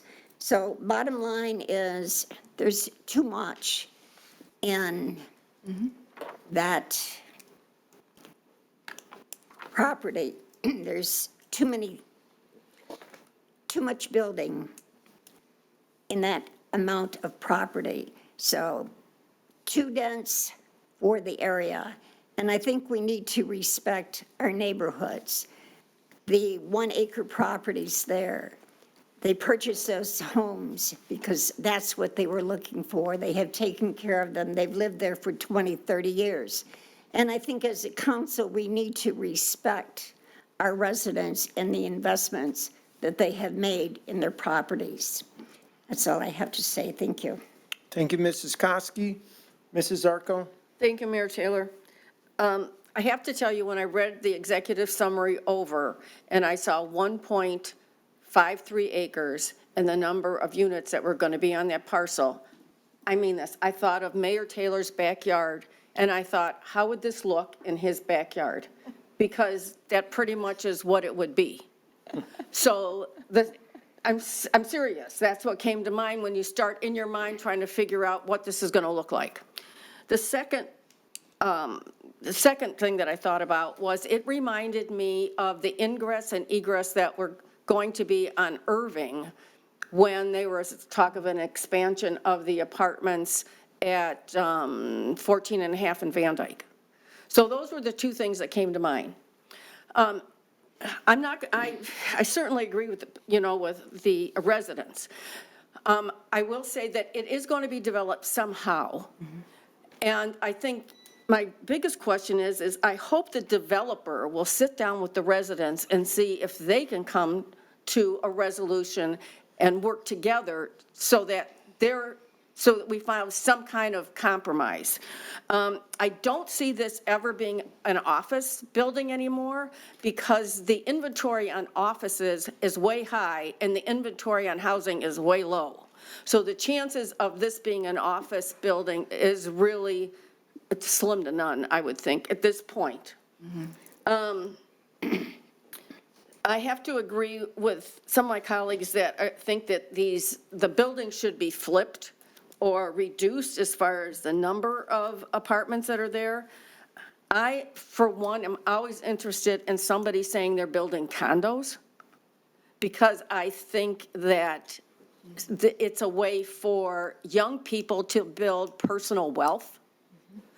But that's my opinion. It seems that everybody wants to put apartments in because it's a revenue source for them down the road. So those are things that I think about when I see these developments. I have to tell you, as I've been traveling with MML throughout the state and looking at apartment complexes, and especially going out of state to visit friends that are maybe they're temporarily and living in an apartment complex, not every unit has a balcony. They're at a premium in a lot of these apartment complexes. So you might have a window and you're not even a door wall, but you do not have a balcony on every unit. So I think that would be something that could be considered as well. And I think, yes, I like the intention of putting, housing in, but this is just too many apartments in too small of a space. So I have to agree with the maker of the motion that I will be not voting in favor of this. Or I'll be voting in favor of the motion. Thank you, Ms. Zarko. Anyone else on council? Sure. Go Yeah, ahead. I'm the last one left. Thank you, Mr. Mayor. So I agree with the vast majority of things my colleagues have said tonight. The first thing I thought of when I looked at this project, the first thing that popped in my head was not the mayor's backyard, but Phase 3 of Sterling Ponds. And that was a 5-acre piece of property. And a lot of what the folks here said were things that people from that neighborhood said as well, parking on the street and so forth. That's very dense. Really? It's just very dense. And just to be clear, a bioswale is not a ditch. It's not meant to hold water, it's meant to filter water. Having said that, I don't see not having a wall on this property. It's been said that strong fences make good neighbors. A 6-foot block wall fence would make really good neighbors in this particular case. And I appreciate the young family. We want you to stay here a long time. Yes. So I would support, I wouldn't support this project without a wall separating the residential housing from the apartment complex. We do have a problem in that neighborhood with people driving through. As a matter of fact, it was probably about 10 years or so that we had to put up signs in the city that you couldn't cut through that neighborhood during certain hours. I know that very well because I got pulled over coming from LA Fitness. I wasn't on city council at the time. Okay. But yeah, traffic's a problem. And because you have a commercial or industrial area down by Merrill, you're going to get a lot of trucks. And, we just had this presentation, this family had to suffer through their child almost drowning. The more traffic you have, the more opportunity for a child to be hit by a car. So that's a rather concern. But I also agree, we need more housing in Sterling Heights. I too believe that if this was 2 buildings on that piece of property, this would be more acceptable to me. If we had more space between the residential part and the apartment complex, bioswales and block walls, I think would be acceptable to me. But as of right now, I can't support this project as it stands. That's all I have, Mr. Mayor. Okay, thank you, Mr. Yanez. Thank you to the residents for your comments. Thank you, council, for the deliberations. Once again, here we are extolling the virtues of having more housing, talking as a council about how we need more housing and voting against more housing. It's never the right place. It's never the right time. It's never the right density. It's never the right parking. It's never the right this and that and on and on and on. And I question whether we are committed to increasing housing opportunities, or we're just interested in talking about that. Look, whether something is too dense or not is certainly a matter of personal preference, and I don't think that there's any universal standard that can be applied across the board. We're talking about 28 housing units over 1.5 acres, which is roughly 18 housing units per acre, and I would say just an estimate, but maybe 3 or 4 billion people live in more densely populated areas than that. I don't know, just an estimate. I could be off. It's a lot more dense than the average area in Sterling Heights, that's for sure. But is it so dense that it would be hard for people to live there? I don't think so. I mean, that's their choice to make too. Nobody's forced to live there. Nobody's required to live in higher density areas or lower density areas. We're all pretty much able to live where we want if we can afford to be there. And, we, again, extol the virtues of this great city, and we're pricing people out. And we can say, well, it's not our fault, housing market's going up, but we don't do anything to relieve the pressure, then that's just the way it is. And yet we don't have a whole lot of areas left in the city to develop. And, we've got a property owner here who's brought together a pretty good proposal, in my opinion. I agree with Mr. Radke, actually. I think it could be reworked. I mean, I wouldn't kill the deal. I'd like to see it reworked. I think it's possible it could be reworked a little bit, but I don't have any problem with the density. Dr. Parcell, these bioswales, how deep are they? I don't have a depth idea. That all goes through engineering, but their engineer is here, so he may be able to explain. 12 inches. They're 12 inches deep.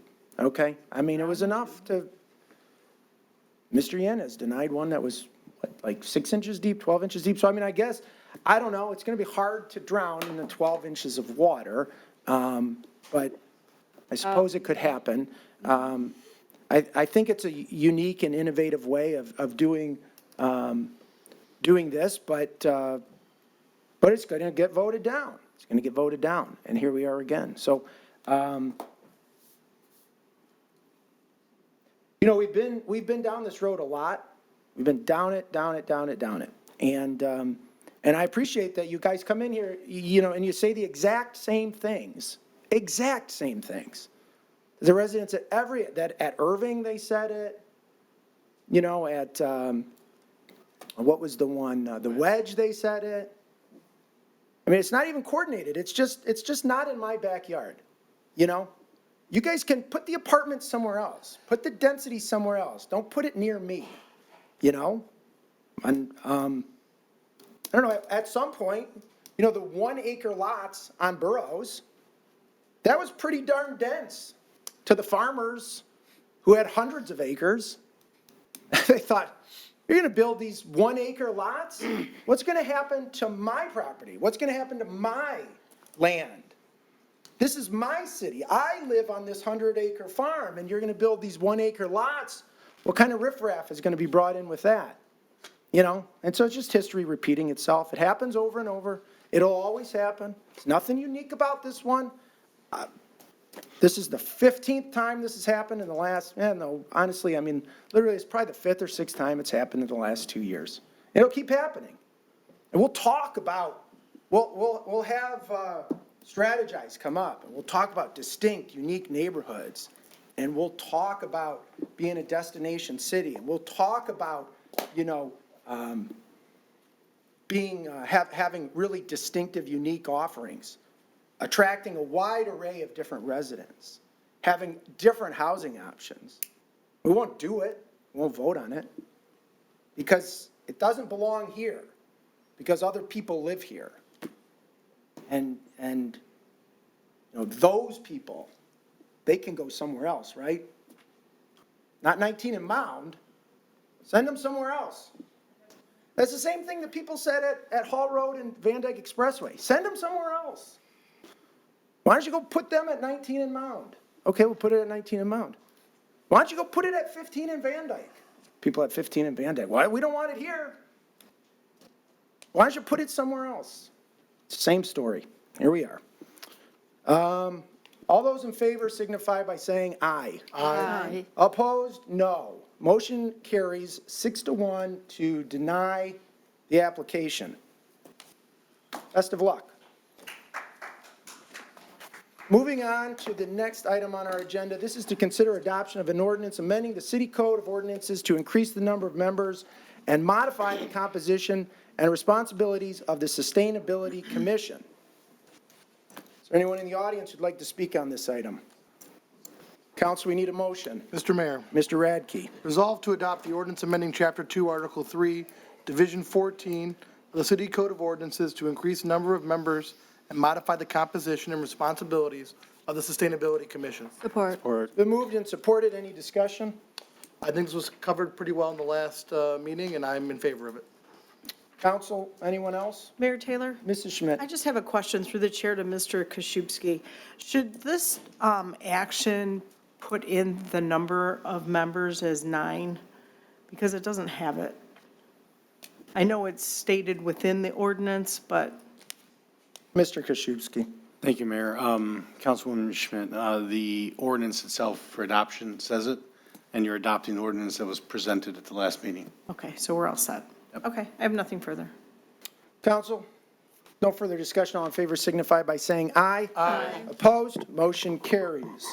Next on our agenda is the consent agenda. Is there anyone who'd like to speak on any item on tonight's consent agenda? Not, Council, we need a motion.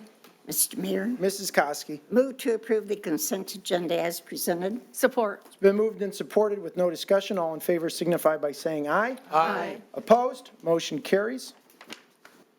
Next item on our agenda tonight is to consider a request to transfer ownership of an escrowed 2022 Class C liquor license with SDM license, Sunday sales permit, AM/PM, and outdoor service area from Quality Fresh Cigars Incorporated to Shake Shack, Michigan LLC. Transfer location from 44791 Shaner Road to 13883 Lakeside Circle, Sterling Heights. Is there anyone in the audience who'd like to speak on this item? Yes, ma'am. Good evening, Mr. Mayor, members of council. I'm Kelly Allen. I'm the attorney for Shake Shack, Michigan LLC. Your clerk's office has done a fantastic job, as well as all of your departments. If you have any questions regarding the application, I'm happy to answer those. And we're asking for your approval tonight. Okay, thank you very much. Is there anyone else who'd like to speak on this item? Not, council, we need a motion. Mayor Taylor? Mrs. Sarowski. Resolved that the request to transfer ownership of the escrowed 2022 Class C liquor license with SDM license, a Sunday sales permit, AM and PM, and outdoor service area from Quality Fresh Cigars Incorporated to Shake Shack, Michigan LLC, and transfer location from 44791 Shaner Road to 13883 Lakeside Circle, Sterling Heights, be considered for approval. Support. Been moved and supported. Any discussion? No, I think this is going to be just a transfer, and I have no problem with it. Council, anyone else? Notice. Mayor Taylor? Yeah, Mrs. Zarko. To Ms. Allen, the only question I have is this already been approved by the state? We have a conditional license. Yes, so it and Yes. okay, Pending approval. that's my only question. Thank you. Council, any further discussion? Hearing none, all in favor say aye. Aye. Opposed? Motion carries. Congrats. Good luck. Next item on our agenda is to consider approval of a First Amendment to consent judgment in the case of Nabil A. Harajli versus City of Sterling Heights et al., Macomb County Circuit Case Number 94-4407 CZ. Presentation from Dr. Jake Parcell, our city planner. Dr. Parcell. Thank you very much, Mayor Taylor, members of council. And before you tonight, we have the First Amendment to a consent judgment. It's for the McDonald's at Mound Road and Metro Parkway. The city has been entered into a consent judgment with the defendant here since November 7th, 1996. Essentially, the overview of this amendment is that they are purchasing additional property that will be incorporated into the existing fast food restaurant site. An additional drive-through service lane will be added, as you see in most typical models of McDonald's franchises currently. Other restrictions here for the speaker system, making sure that it can't be heard 4 feet from any speaker at a volume over 50 decibels. As something that was originally in the consent judgment, the building was to be constructed of brick or other durable materials. At some point, this had changed, and there was some stucco on the building, so we have reduced that quite dramatically through working with the applicant. And then additionally, the development of a second stacking lane. I have some slides here just to show you the facade changes. From the front, you'll see here we have added a significant portion of brick veneer on the upper portion near the sign. Here is where the main expansion will happen and be visible. This is from Mound. There will be additional screening that will be covering this type of appliance room. As stucco paneling, we'll be replacing all of the other stucco on the main portion of the building here with brick veneer. From the rear, additional screening will be provided to cover that metal box, additional bollards to protect the drive-through lane, and then additional brick veneer here to help remove some of the other non-durable materials. And then the eastern elevation, or western elevation, sorry, will not be changed predominantly other than the additional screening on the back covering those utility boxes in the second drive-through lane. With that, that's basically the intent of it. Adding the second drive-through lane, adding some additional property. Everything else with the consent judgment will be remaining in effect, and I am open for questions. Okay. Thank you, Dr. Parcell. Is there anyone in the audience who'd like to speak on this item? Come on up, sir. You can leave that off. Okay. Thank you. Good evening, council. My name is Pat Druckian. I'm here on behalf of McDonald's, and also with me is Joe Minorik, the area construction manager for McDonald's, and I probably only have 4 minutes. No, to you make can. a quick- You have much- Okay, all right, thank you. As much time as you want within reason. Appreciate Okay. that. All right, I didn't know if it was public here or not. I would, just one clarification, and we have worked with Dr. Parcells and the staff for some time on this. One clarification, McDonald's acquired the property from the plaintiff in the lawsuit from 1996, so we've acquired it since that lawsuit occurred and since the consent judgment. Since 1996, as you all know, there's been substantial increases in technology. One of those are with speaker ordering systems. So with the improvements that we're proposing, obviously, because we would like to amend the consent judgment and then the changes. One, the speaker ordering systems are far less noisy than they were in 1996. The decibel levels coming out of them are, they automate to lower, and from, as the condition in the amendment to the consent judgment, they'll not be audible, that far away from the speaker box. The other thing that we're asking for is an additional lane to improve efficiency on site and to provide some more safety off of Metro Parkway with the addition of the other drive-through lane. And one other item, we did have a black and white photo of our landscape plan. I have this if you have an overhead. Yep, right in there, if you can see that lighted area. Yep, No, you're right right. in the middle was good. Yeah, there you Center. go. So, and you'll see the other thing that we're proposing, we're going to retain the mature trees both on Metro Parkway, Mound, and at the rear of the site.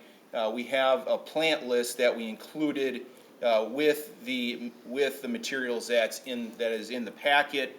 We're going to add a number of plantings, shrubs, perennials, not only on Mound, which the city has, as the city knows, spent considerable sums beautifying that road. I think that our landscape plan will help, will only add to the beauty of the trees that are already on Mound Road and on Metro Parkway. And as Dr. Purcell had indicated, the changes to the exterior facade will also just upgrade the exterior look of the restaurant and And those we've come to select with the help of the planning department. So if there's any questions, I'd be happy to answer them. Anything I can't answer, like I said, Joe Menork from McDonald's is here as well. Okay, thank you, sir. We will not ask questions right now. We're going to go to the audience. If anybody has anything to say, we'll let them speak. And then when we're deliberating, if we do have any questions, we'll call you up. All right, so is there anyone else in the audience who'd like to speak on this item? If not, council, do we have a motion? Mayor Taylor, Mrs. Schmidt. resolved to approve the First Amendment to consent judgment in the case Nabil A. Harajli versus City of Sterling Heights et al., Macomb County Circuit Court Case numbers 94-4407-CZ, and authorize the mayor and city clerk to sign all documents required in conjunction with this approval. Support. It's been moved and supported. Any discussion, Mrs. Schmidt? Just briefly, Mayor Taylor, I think it's about time this has been updated from its original conception. The thing that really makes me the most happy is that dual lane, because that is such a congested traffic area, and traffic does back up onto 16 Mile Road to get into your drive-through. So I think this is without doubt a safety improvement, and I look forward to it. Thank you. I have nothing further. Thank you, Ms. Schmidt. Council, anyone else? Mr. Mayor, Mr. Radke. very briefly, through the chair to Dr. Parcell, is there a pedestrian connection to Mound from the site, or is it only a pedestrian connection to 16 Mile? Thank you very much. I am not sure if there is one. I do believe that, there is one in the parking lot. I don't believe that it crosses over onto the main sidewalk on Mound. That's where the trees are.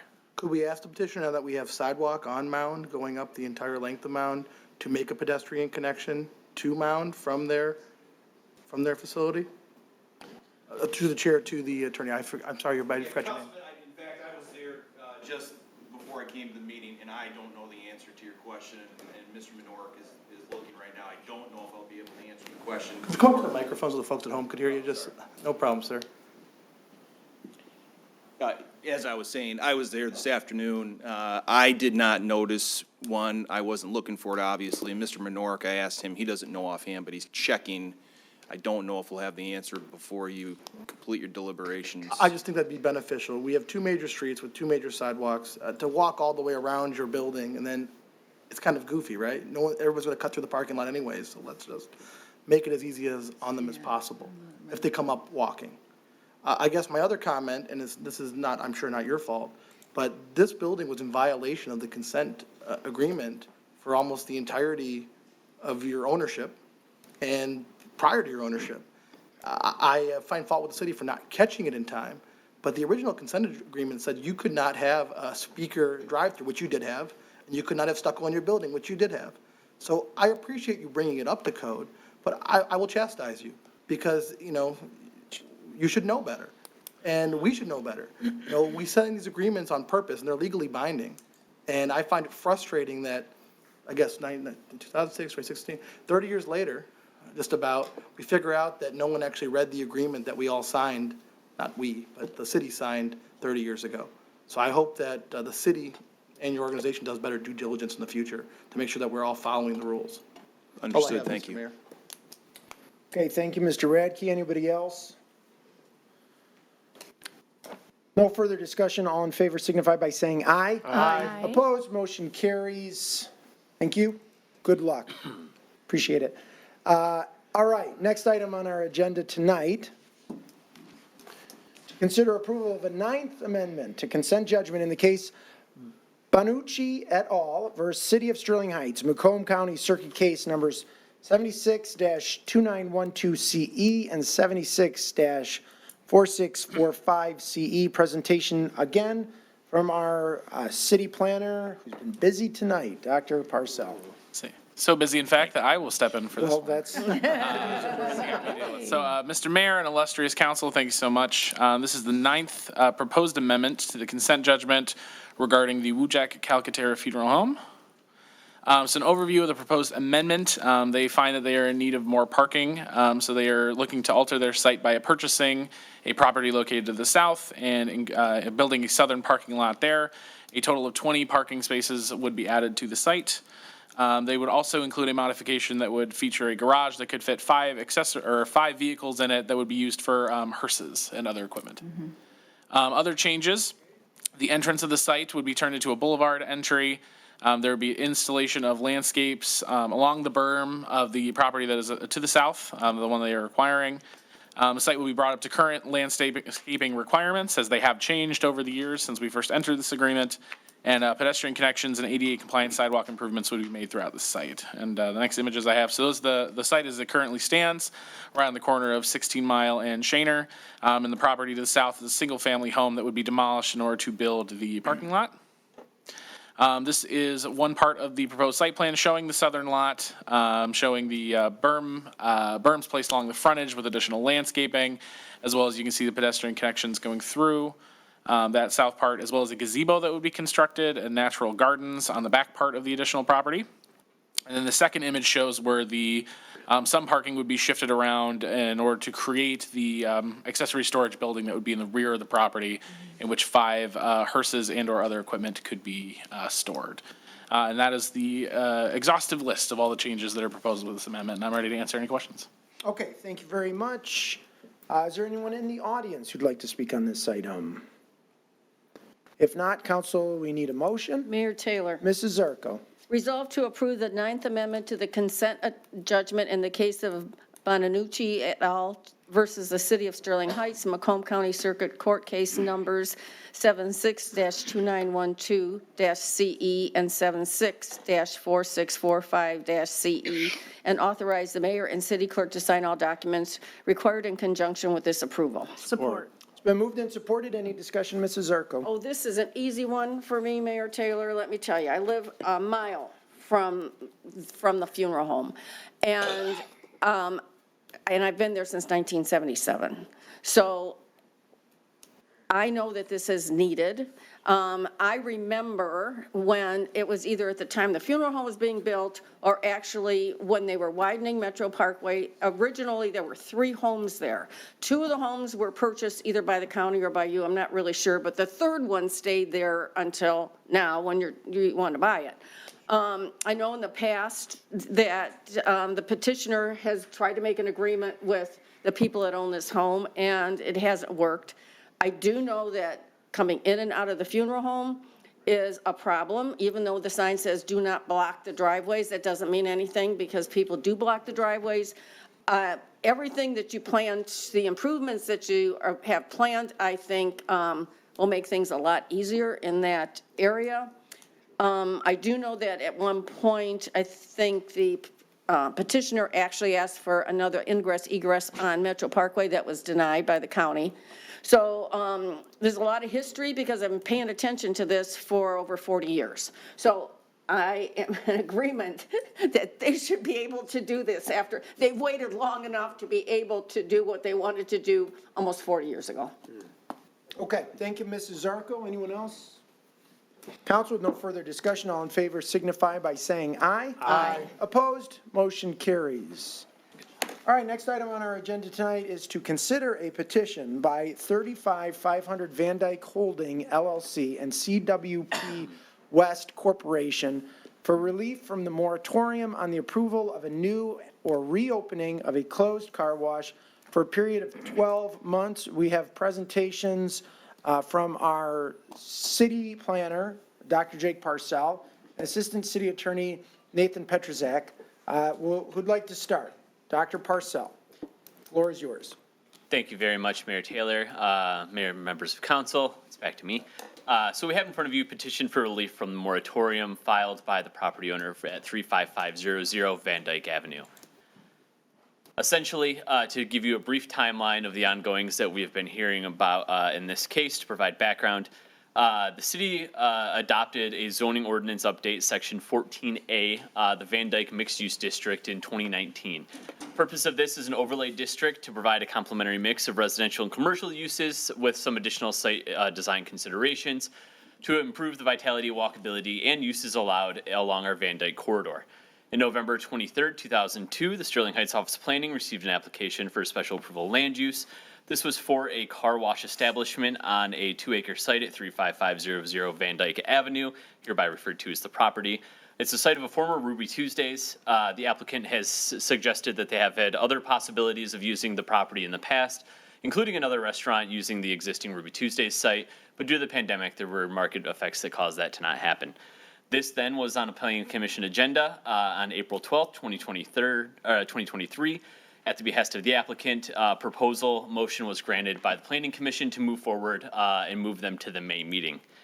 The May 10th meeting, another public hearing was held with the applicant on the same special approval land use for the Mr. Car Wash establishment, at which case the applicant again recommended postponement or requested postponement from the Planning Commission, postponing it to the June 14th, 2023 meeting. June 6, 2023, City Council adopted a 12-month moratorium. This is following the considerations of the budget, where the Office of Planning and the Planning Commission recommended a rewrite of the Master Land Use Plan. Therefore, beginning the process of us putting out an RFP, reviewing our future land use of the city, and beginning the comprehensive process of going through the master planning process. And then July 5th, application petitioning for relief from Van Dyke Holding LLC. The petitioner was filed with the city seeking relief from the moratorium. As such, they have 30 days to be on a city council agenda, which brings us to tonight. Moratorium adopted by city council on June 6th. It was for car washes and drive-through uses in the Van Dyke mixed-use overlay.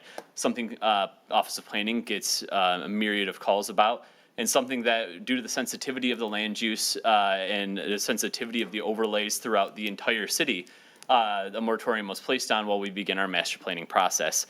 Thorough land use and regulatory standards applicable to these types of uses in these regulated districts are being accomplished by staff and soon to be, after the RFP process is completed, consultants to make recommendations moving forward for our plan and our code. This is a map of where the moratorium affected in the city. It's all overlays, including the Mound Road Innovation Support District, Lakeside Village District, traditional mixed-use nodes, Van Dyke Mixed-Use District, North Van Dyke Corridor District, proposed Lakeside Overlay District expansion, and they are all cross-hatched in different colors here, as you can see, kind of smattering very sensitive land uses in areas targeted for intensive redevelopment, and we anticipate through our master land and use process moving forward. The moratorium includes a clause allowing petitioners to request relief from the moratorium. The standard for reviewing the petition for relief from City Council is limited to, does the moratorium deprive the petitioner or owner of all economically viable use of the property? And 2, does the moratorium violate the law? The answer to the first one I will be discussing in the following slides before passing it over for number 2 to Mr. Petruzak. The answer to both of these questions is no. Staff believes the moratorium relief request must be denied. The site in question is here at 35500 Van Dyke Avenue. It is a 2-acre developed site with parking and a Ruby Tuesdays. Application was to demolish and clear the entire site, building from ground up a brand new car wash facility. The site is zoned C3 with the Van Dyke mixed-use overlay. The mixed-use overlay and our C3 zoning district, our general business district, is one of our most intensive uses or zoning districts in the city, allowing nearly any use commercially that you could think of, and even office and business uses. You'll see here, in terms of potential development options, the C3 district allows for 13 uses. Also, number 1 allows it to have all permitted uses in the C2 section. As our code is written, it allows it to kind of daisy chain from highest intensity use to lowest intensity use. In C2, you have another in the planned comparison district, a great deal of different types of research, or different types of physical fitness facilities, retail stores, restaurants, eating and drinking establishments, different types of studios, motion picture theaters, museums and art galleries, and continuing on all the way down to similar uses as determined by the zoning official. C2 also allows all C1 uses to be permissible by right in the zoning district, as with the other uses shown. In C1 districts, local convenience provides even greater variety of retail districts as well, including grocery stores, different types of retail bakeries, drug shops, proprietary stores, various shops, including miscellaneous repair shops, even more various retail stores, videotape rentals, one we may be addressing in the future, but a great myriad of uses all the way down to, again, uses determined by the zoning official. And finally, C1 allows for all O1 office, business, and research uses to be conducted on this site by right. As such, you'll see here another 10 uses that are allowed here, including different types of office, highly technical office, medical uses, professional occupations, nonprofit organizations, and more. In total, there are 80 uses permitted by right that they could come in, request a use permit and a site plan from the Office of Planning, develop tomorrow with our approval. And with special approval land uses, there are an additional 11 uses that may be permitted with just Planning Commission approval. Additionally, the Van Dyke Mixed Use District provides incredible flexibility to this. As such, it allows for residential on the second floor of buildings, something we do not see anywhere else in the city, improving the marketability and developmental potential of different land uses along the Van Dyke corridor. And with the special approval, it also allows for residential on the ground floor, bringing a total of 93 uses permitted by right and special approval land use in the Van Dyke Mixed Use District. This is being taken effect by a lot of businesses in Van Dyke as we hope to see redevelopment moving forward. As such, the adjacent plaza to the north has a total of 9 uses in here allowed by right. That is a very, well-traveled plaza with 9 different retail uses ranging from eating and drinking establishments, different types of therapy, office uses, et cetera, retail business stores, things that people can go in and out and, walk around and go to multiple uses at once, fulfilling the intent of the district. So we have seen this happen in Van Dyke in the mixed use overlay, and we anticipate seeing it moving forward as we find the results of our master land use plan moving forward in the planning process. After discussing that, I will pass it over to Mr. Petruzak to discuss further. Thank you, Dr. Parcell. Mayor, members of council. As Dr. Parcell noted, the scope of the question that is before council tonight is a narrow one. In order to seek relief and obtain relief from the moratorium, the petitioner has to establish that the moratorium essentially eliminates all economic viable uses of the property, or that the moratorium in some way violates state or federal law. The interesting thing to note about the first standard under the moratorium, about the moratorium eliminating all economic viability of the property, is that that standard is essentially an identical standard to what the U.S. Supreme Court has referred to as a categorical taking, which is to say, the Supreme Court has said that a categorical taking is also a taking that when a governmental action removes all economic viability of property. So as Dr. Parcell pointed out, from a factual standpoint, there are 80 permitted uses that this property could be put to other than a car wash, and an additional 11 special approval land uses that would be permissible. So from a factual standpoint, it can't really be stated that the moratorium has denied the property all economically viable uses when there's all of these other potential uses.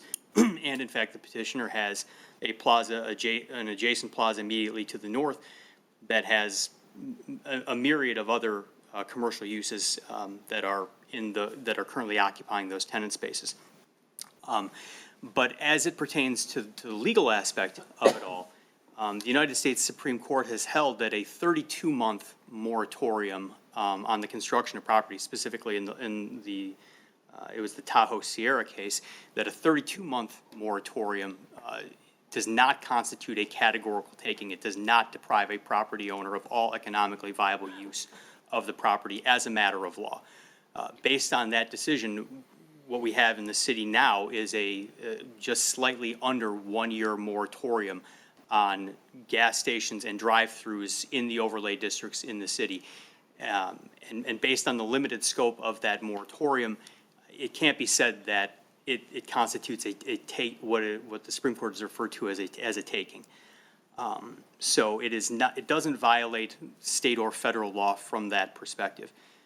The other thing that is important to note in terms of whether or not the moratorium complies with the law is that in order to have a protected property interest, one that's protected by the Due Process Clause of the Constitution, it's not enough to simply get your foot in the door by filing an application for a use. You have to have that use has to be approved. You have to be granted a building permit, and you have to engage in substantial construction in order for you to have a vested interest in the use of that property. So someone who is a mere applicant who has gotten their application in and said, I would like to, special approval land use to use this piece of property for a car wash, if a moratorium goes into effect, they don't have a basis to raise a due process challenge because they don't have a protected property interest in using that property as a car wash at the present time. Had the petitioner had SALU approval been granted for the car wash and a permit had been issued and shovels had gone into the ground in terms of construction of the building, we'd be having a different conversation, and the moratorium wouldn't be applying to that particular, petitioner. But that is not the case that we're presented with here, where it's nothing more than an application at this point that has been frozen in time, for lack of a better word. It has not even been denied at this point. We don't ultimately know how that application is going to come out. We won't know that until the moratorium period expires and the master land use plan is looked at and revised and updated. But until such time, nothing has really happened in terms of the petitioner's proposed use of the property. And so from those perspectives, the moratorium neither eliminates all economically viable use of the property or violates state or federal law. And I'm obviously available and happy to answer any questions you may have on those issues. Okay, thank you both. Mr. Green? Would you like to make any sort of presentation, or your client? You can have, like the McDonald's, you can have as much time as you need within reason, but floor is yours. Thank you. I'm Alan Green, and you got my petition, my letter, and I'm not going to repeat what's in that petition, but I do want to emphasize a few things. Steve Calabat, I'm going to talk for a couple minutes, and Steve Calabat will talk from the ownership's perspective. Our designer is here as well. He's not going to make a presentation, but he's here to answer questions if necessary. We're not here asking you to approve a car wash. I mean, period. I mean, it's not what this is all about. But I do want to indicate again, to remind the commission what we've done so far. I mean, as far as I know, we're the only application that's affected by this moratorium that was in process. And we were at the 11th hour. I mean, we had the application filed last year. We went through multiple design reviews, spent $63,000 in engineering and architectural fees for this project alone at this point in time. We had a pre-application meeting. We had a public hearing in front of the Planning Commission. We were ready for a decision. What Dr. Parcells doesn't say, though, although we believe it was pretty clear that we met all the objective requirements of the zoning ordinance for this particular use, is that the overlay district, as construed by the review letters from the planning staff, set forth a series of what I would call aspirational objectives that weren't really guided by any specific things. Like, for example, the building needs to be closer to the road. Huge issue that we had. On the other hand, we have deed restrictions on these properties where they all need to be, in a certain line, and they can't block the other businesses. Because before the overlay district, you had an area there with fairly substantial green space. There were buffers there on both sides of the road, and that's what we were trying to achieve. So I will say this, make it clear again, we are the owners of the property. Mr. Car Wash is going to be a tenant, so we still have a vested interest in what happens on this property. We own the property, the shopping center to the north, adjacent to this property. We're concerned about what gets developed on our property. And I will say, as a general matter, one last statement about Mr. Car Wash, that throughout the process, they were really a great tenant because they changed and did everything that anybody asked them. They situated the building in such a way that it was architecturally consistent with the shopping centers on both sides. All the activities were to the rear, nothing facing Van Dyke.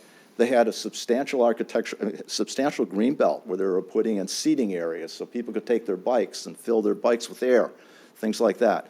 They did a lot on this project. We would have never even tabled the matter at the last meeting had we even known that there was going to be this moratorium. We tabled the matter specifically to make certain adjustments to the plan that we thought would satisfy Dr. Parcell. And we specifically asked, and the planning commission asked Dr. Purcell at that time, are you just opposed to a car wash here? He said, no. So we did that. We tabled it, we redid everything, we submitted new plans, we were scheduled for the next meeting at the planning commission, and then we get a notice that this honorable body adopted a moratorium. I got to tell you, I mean, I'm the lawyer, I'm not the property owner here, but my client who owns other properties and has owned properties and businesses in the city for many years, I mean, to have not been told that you were even considering it, to be able to show up and even say what's going on, was certainly very disheartening. But I'm going to talk a little bit, I'm going to stop. And then I'm going to talk at the end, just for a few minutes, about these legal standards that were just talked about, you know, the constitutional issues. And I'll let Steve talk a little bit about the difficulty of finding users for this property. There may be 70 uses out there, but the one thing that we've now learned with the overlay district is none of them are permitted as of right. Every one of them is part of the overlay district. Every use that we would get there has to go through the discretionary review of the planning staff and the planning commission as to whether or not you are sufficiently mixed use, you're sufficiently not auto-centric, you're sufficiently close to the road, even though there isn't any specific setback requirements, which we met in this regard. Every use becomes a discretionary use, and it's hard enough right now to get anybody on this site. We've had this vacant building for a long time.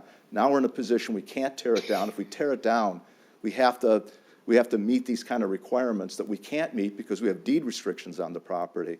So I guess what I'm suggesting is the fact that there are 70, 80 potential uses doesn't mean they're actually currently economically viable uses or anybody's willing to come to that site and do it or go through the process.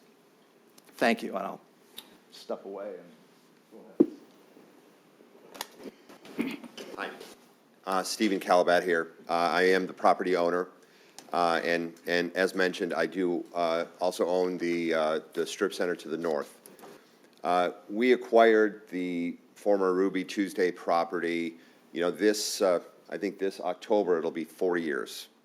It has been continuously marketed for almost 4 years.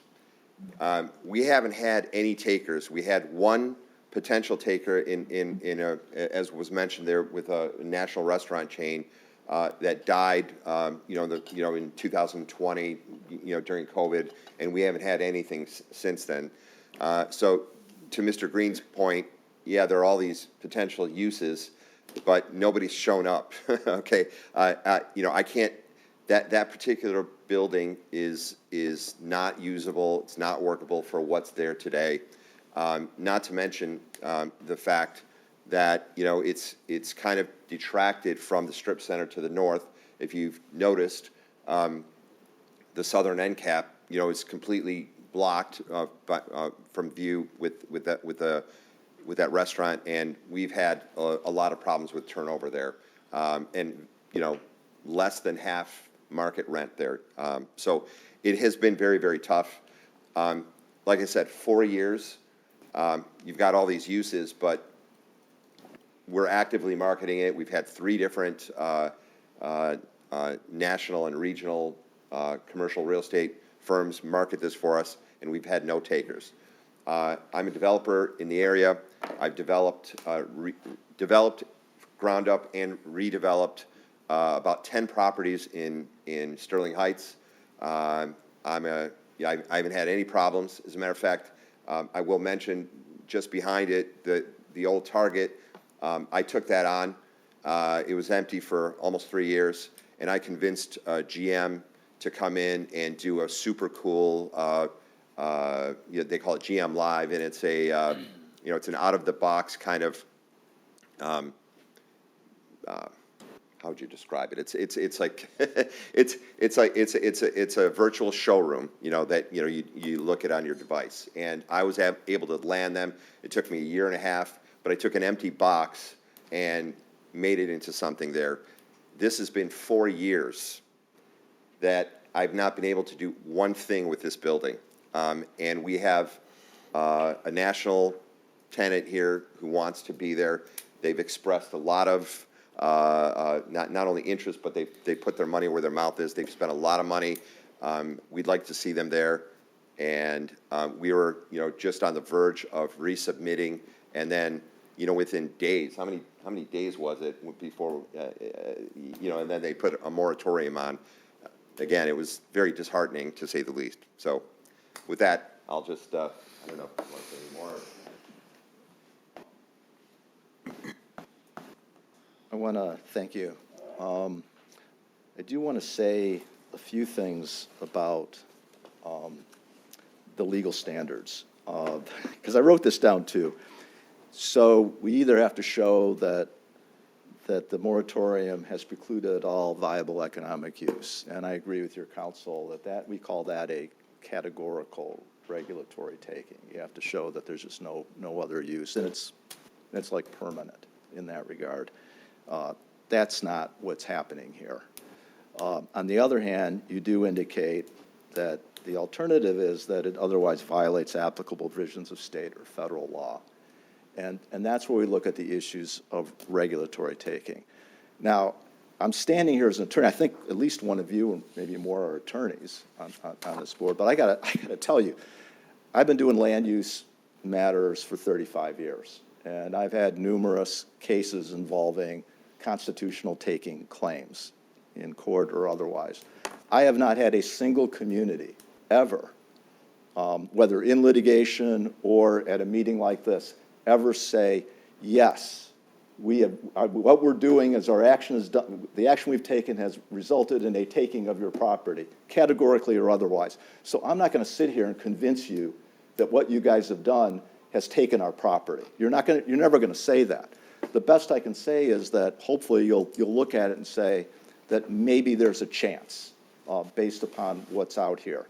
The standards that you look at in these cases, when we talk about a regulatory taking, they follow what is called the Penn Central. That's a U.S. Supreme Court, landmark taking case. It says you look at three things. You look at the character of the governmental action. Who does it affect? How does it affect it? How important is it? How important, and what's the relationship to public health, safety, and welfare? You look at the economic effect of the regulation, okay? So that's another factual issue. And then you look at the extent to which the regulation interferes with reasonable investment-backed expectations. That's what the property owner expects.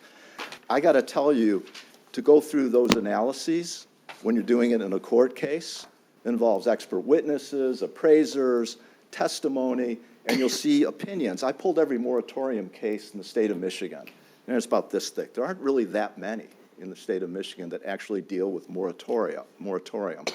And they're like this thick each, talking about a challenge to a moratorium and whether it's constituted a taking or not. We're not going to resolve that issue here today. But I will say a couple things about that. I looked at the cases where moratorium exists, and I'm going to quote one statement out of a court of appeals. It starts off with, and it's the central advertising case dealing with billboards. And the court said moratoria are not regarded favorably by the courts. And they look at it. So what are the cases out there? And I'm not going to cite them because it's going to be meaningless to cite them, like the case cites per se. There's the Chelsea case out there. That's where the MDEQ had a moratorium on sewer and water connections because of a lack of capacity in the utilities to do that. There's the Oaks case, where no building permits were allowed to be issued for a moratorium period because until you can get potable water for your development, because there was no public water available and the aquifer was polluted in that case. There's the Schoolcraft egg case, where there was a building permit moratorium on new intensive livestock operations so that the township could adopt regulations dealing with those operations, which it didn't have at that time. There's the Metamora case. That's the mining case, a moratorium on mining applications so that the township could again study and adopt regulations on the mining operations, which they didn't really have in that case. Two others I'll say. There's the COVID case out there that you probably all know about gyms being closed for a period of time. That led to a 25-page decision as to whether that violated the constitutional rights of the gym owners for the 6-month time that they had to be shut down. There's some marijuana cases out there in terms of moratorium issuing marijuana licenses until, licensing ordinances were adopted.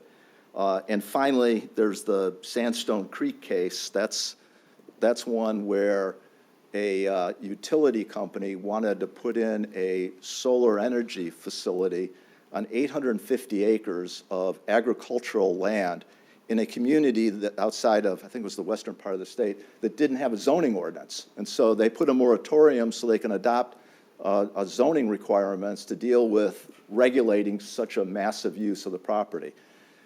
This particular use, essentially just a few years after you adopted the overlay district, in an area, particularly our area, where virtually everything around us is auto-centric. I mean, we got the movie theaters behind us, we got the former Target, we got an auto plant across the street, we got strip centers, retail centers all around us. I just think that we're not asking the city to approve this car wash. The Planning Commission could reject it as not meeting the requirement.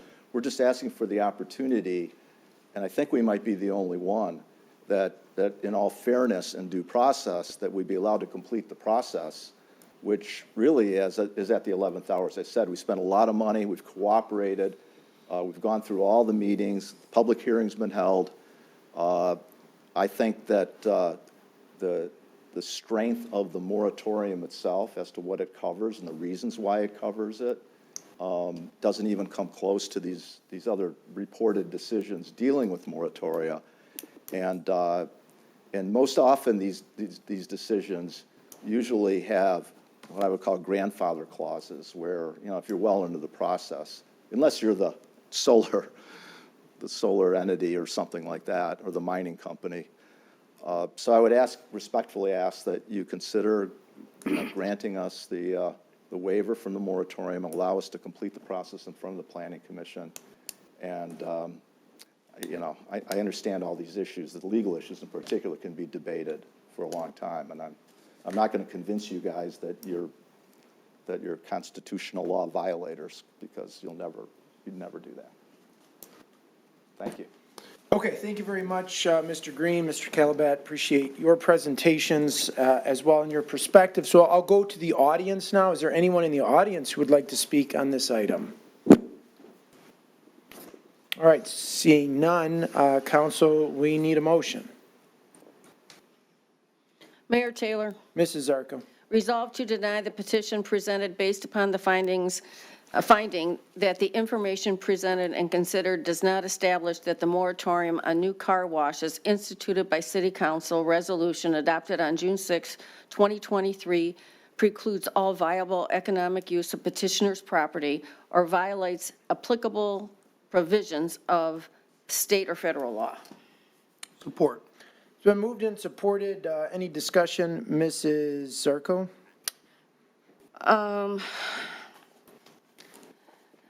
I feel your pain as far as the timeline for this. I really do. But I also know that if we make an exception for you, there's going to be somebody standing right behind you that might want the same privilege, is that they're going to want relief from this moratorium. That's what concerns me. And it might not be, it could be for a car repair shop. It doesn't necessarily have to be for a car wash. And you mentioned all of these other cases that involved moratoria. When it comes to local government, each municipality that you're dealing with has different issues. What's the concern here in Sterling Heights is different than the one that you talked about in Chelsea. That might be different than the one you're talking about in Flint. That could be different than something in Grand Rapids. But the bottom line for every municipality is we want our own local control. We want to make sure that we have laws that are in place or provisions that are in place that are in our best interest. Certainly, I respect the fact that all the property that you own there and the development that you've done. But I guess my biggest fear is that we would be setting a precedence in the future for somebody else that wants to do the same thing. And maybe not on the same timeline, but it would be for another reason. So that's really all I have to say. Okay, thank you, Mrs. Zarko. Mr. Radke? Thank you, Mr. Mayor. I believe that the city council adopted our 3 moratoriums based upon an idea that we are updating our zoning ordinance and our master plan currently. And we had many discussions prior to that. It wasn't a sudden decision at a meeting. We had talked about this at length for the better part of several years. I agree with Councilwoman Zarko. I believe that if we make an exception now, we'll have to make exceptions in the future. And frankly, the moratorium is for a year. We are updating our zoning ordinance. Once that year elapses, if they want to bring this project back again, that's why the moratorium is there. I don't think that 12 months is too long of a wait if that is necessary. So I have no problem with this at all. That's all I have, Mr. Mayor. Okay, thank you, Mr. Radke. Anyone else? All right, Dr. Parcell, when this was in front of the Planning Commission and there was discussion and debate about moving it closer to the street, what are we talking about exactly? How close? So the Van Dyke Mixed-Use District allows for buildings to be placed or recommends buildings be placed along the front yard setback line. I believe if you take into account how our ordinance measures the setbacks from the center line of the right-of-way, this would put it approximately 35 feet from the property lot line. This application in its first iteration was 96 feet back, and I believe in the second iteration had extended into the 110 feet back. So in excess of 80 feet or so back. The Ruby Tuesdays that's there right now, how many feet is that setback? Approximately 60. So this would be a little further back than where that is? Yes. And the building directly to the north, do you know what the setback is there? Because that one's set back farther than the Ruby Tuesdays. I don't offhand, no. And if I'm looking at the map, I mean, I am looking at the map. The Chipotle strip, the Chipotle Jersey Mike strip to the south seems to be pretty much in line with the strip to the north. Yes, you are correct. Would the car wash that was proposed have been in line with those 2 buildings? I can tell you in just a moment. Do you know? I have an image there. Yeah, throw it up. Yeah, so this is an image that we showed. My name is Chuck Hoyt, by the way. I'm from Naderveld, representing the Mr. Car Wash folks. Am I centered on there? Right? You're upside down. Oh, my gosh. Okay, yep, if we can zoom in on that, I'll grab my pen here. So our location is right here. Now, forgive me, this is our previous iteration of our building here. I actually drew in with a red pen here to save my client some money, so we didn't do it electronically. This is the new proposed structure that we've reoriented closer to the building, directly in line. That's my little dash line. This is Ruby Tuesdays right here. The intent of this line shown here, which was shown in our previous presentation, is to indicate the setback line of the established businesses that you see on Van Dyke right now. This was a new building that was built, I want to say, within the last 2 or 3 years. This is Aspen Dental. This is the Chipotle and other use, whatever is there. Again, our proposed building set forward from there, right in line with Ruby Tuesdays. This is that strip mall just to the north. This is another drive-through business that I'm not. Bank or credit union. Yeah, credit union, right? So again, the intent was to show this line, and this is the other strip mall, which again is turned, oriented the other way, and frankly, that looks to be an outlier to us. If you travel down that street, you'll notice that one sticks out kind of like a sore thumb. Not only that, but it's important on a busy street like Van Dyke, the visual, right, for traffic, right? You set buildings too far close, you're gonna be, sort of endangering some of the traffic issues there. So, again, this is where we show the setback line, in line again with, the car dealership, and I believe this is the Comcast building here. So our intent was to be consistent and harmonious with the existing structures on that street. Okay, thank you. Dr. Purcell, what would be something that could be proposed by right in that location with the overlay district that would not be subject to any discretionary planning or planning standards or the, planning department or planning commission? What could be proposed there? Any one of the, 80 uses shown on the screen, with the exception of what is currently outlawed by the moratorium for 12 months. So we have, allow me to share it again, a myriad of office-type uses here. All right, let's stop here. Yep. Okay, we just said, we're not getting office. We know we're not getting office. You've said it, everybody said it, the council said it. So go back, go back. We'll start at C3. Yeah. So this is an interesting debate with the setbacks as well when we look at the site design standards there. Everything shown on the previous dashed line was built prior to the overlay existing in 2019. This is a new proposed building, in which case we're making recommendations to follow the new ordinance that was adopted by council in the overlay. You have here medical items such as the veterinary office, clinics, something that we do still see a need for in the city and have a lot of calls about. You have. Yeah, but let me stop you, and I'm curious. So let's say a veterinary office comes and says that they want that. And are they gonna be allowed to just take over the Ruby Tuesdays building and just build a veterinary office there? Or is the planning gonna come back and say, you gotta put it closer to the street, you gotta have some mixed-use component? No.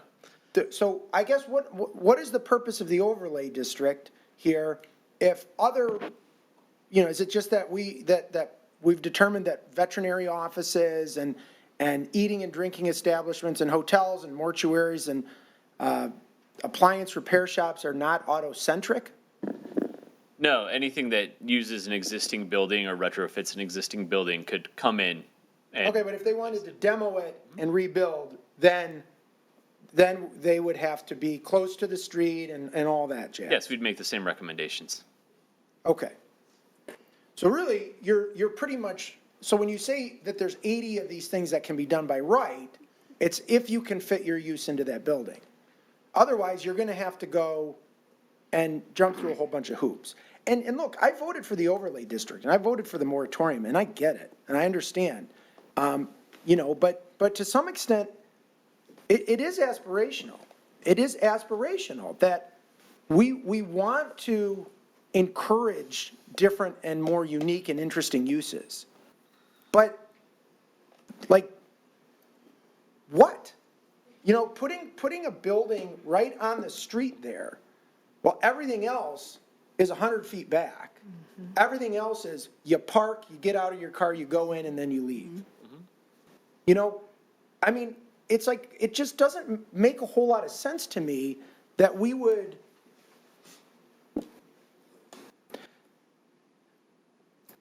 I thought, when we passed this moratorium, and there were a few of them, there were like 3 or 4 separate, districts, and the gas station one, and I thought Mrs. Schmidt, and correct me if I'm wrong, I thought Mrs. Schmidt asked a question about a gas station specifically, that if the gas station was already in the system, Yeah. and would this moratorium apply? And I thought the response was no.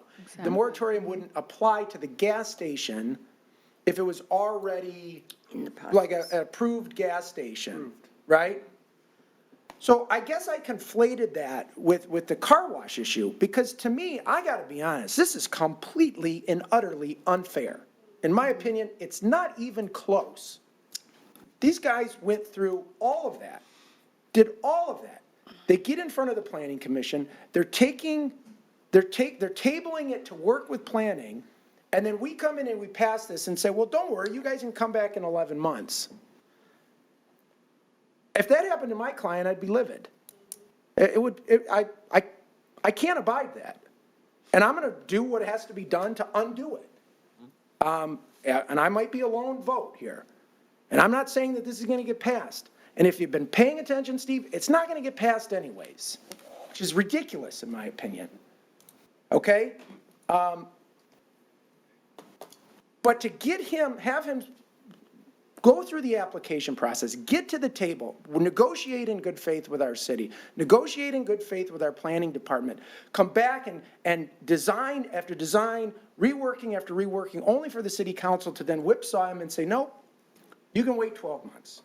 So that we can rewrite the ordinance and write you out of there anyways. Then come back in 12 months. It doesn't make sense to me. It's not fair. It's not why I do this job. And it's not how I would want to be treated. So, he's right. To say he was in the middle of the process, like he was saying, they were done. They were practically done. And so I apologize. To the extent that I screwed this up, I screwed it up. And I'll do what I can to undo it. And I don't think it sets any precedent. If there's another car wash out there that has been in front of the Planning Commission multiple times, that was in front of the Planning Commission, had an application in, was working with our planning department, and you are affected by this moratorium too, okay. You can get out of it too, in my opinion. But there's no other users like that. There's no other precedent for that. There's nobody else it would apply to. So I don't like this.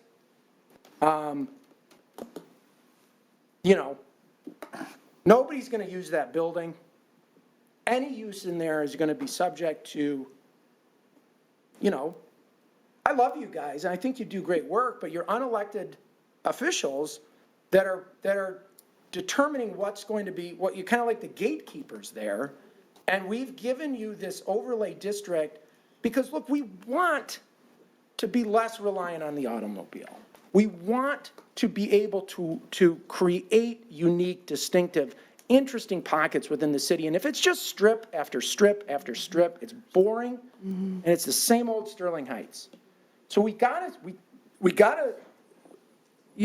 make a change there. I think what we're doing at Lakeside and at North Van Dyke, and hopefully in other areas of the city, is gonna create that momentum. But it's like what I said, Mike, I'm sorry, Mr. Radke, about the coffee shop up a little bit farther north. It's like, what am I gonna deny this because it's a drive-through there? Like, just hold the line there, and then what? Hope every other business owner for miles. I've got the floor. This would be 2. I've got the floor, Mr. Radke. To me, like, it's, I don't know. You've got immediately to the east, you've got hundreds and hundreds and hundreds of parking spots that are underutilized. Like, I'd love to see those developed. I'd love to see something done there like we've done in other areas. But to say that we're going to hold the line on Ruby Tuesdays because we're trying to do something important here, that's really just aspirational. And meanwhile, a real person is paying a heck of a lot of taxes and carrying costs and insurance for a parcel that's getting nothing out of it. And so, look, I'm going to vote no on this. I would lift the moratorium for the limited purposes of allowing this use, which was already in the pipeline, that was already in front of planning, that already had an application, and I would amend the moratorium to carve this one out. So that's what I will be voting no on this, and if anyone wants to join me, that's what I would propose we do. Would you like some of us else to comment, since you kind of jumped in the middle? Well, I asked if council had any further discussion, and nobody I don't spoke think up. so. I don't think you did. You didn't. You didn't. No, you didn't. You did I'm not. sorry, Mayor. You kind of jumped in there, sir, Mayor. Sir. Okay, well, I'm a member of the council as well, so I can speak my mind. We remembered it differently, so, because we were kind of all waiting to say something. Then go ahead. Would you like to say anything? We'll let you go first. Oh, You go first. first of all, through the chair to Dr. Purcell, is there a reason we did not tell the petitioner about the upcoming moratorium? I mean, it wasn't a secret because Mr. Radke's right. We've been talking about this. When the moratorium came forward, we were waiting for council action to make official word to the applicant. And then we were waiting to see what planning commission meeting we were going to get them in on and let them know. Because we hadn't received an updated plan from the May meeting at this time, other than a Zoom meeting. So we were waiting for action from council to move forward with our course of action. Well, I have to agree with the mayor that it's kind of not fair that they came this far into the process and we kind of pulled the rug.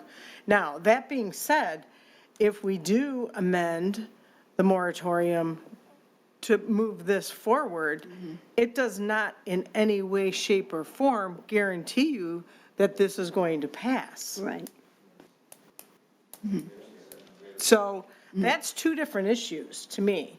And if I look at the petitioner's drawing, if you could put that back on the screen, please? It's on the it's there. table. It's- It's on the table. Dan, you don't have to move anything. Thank you.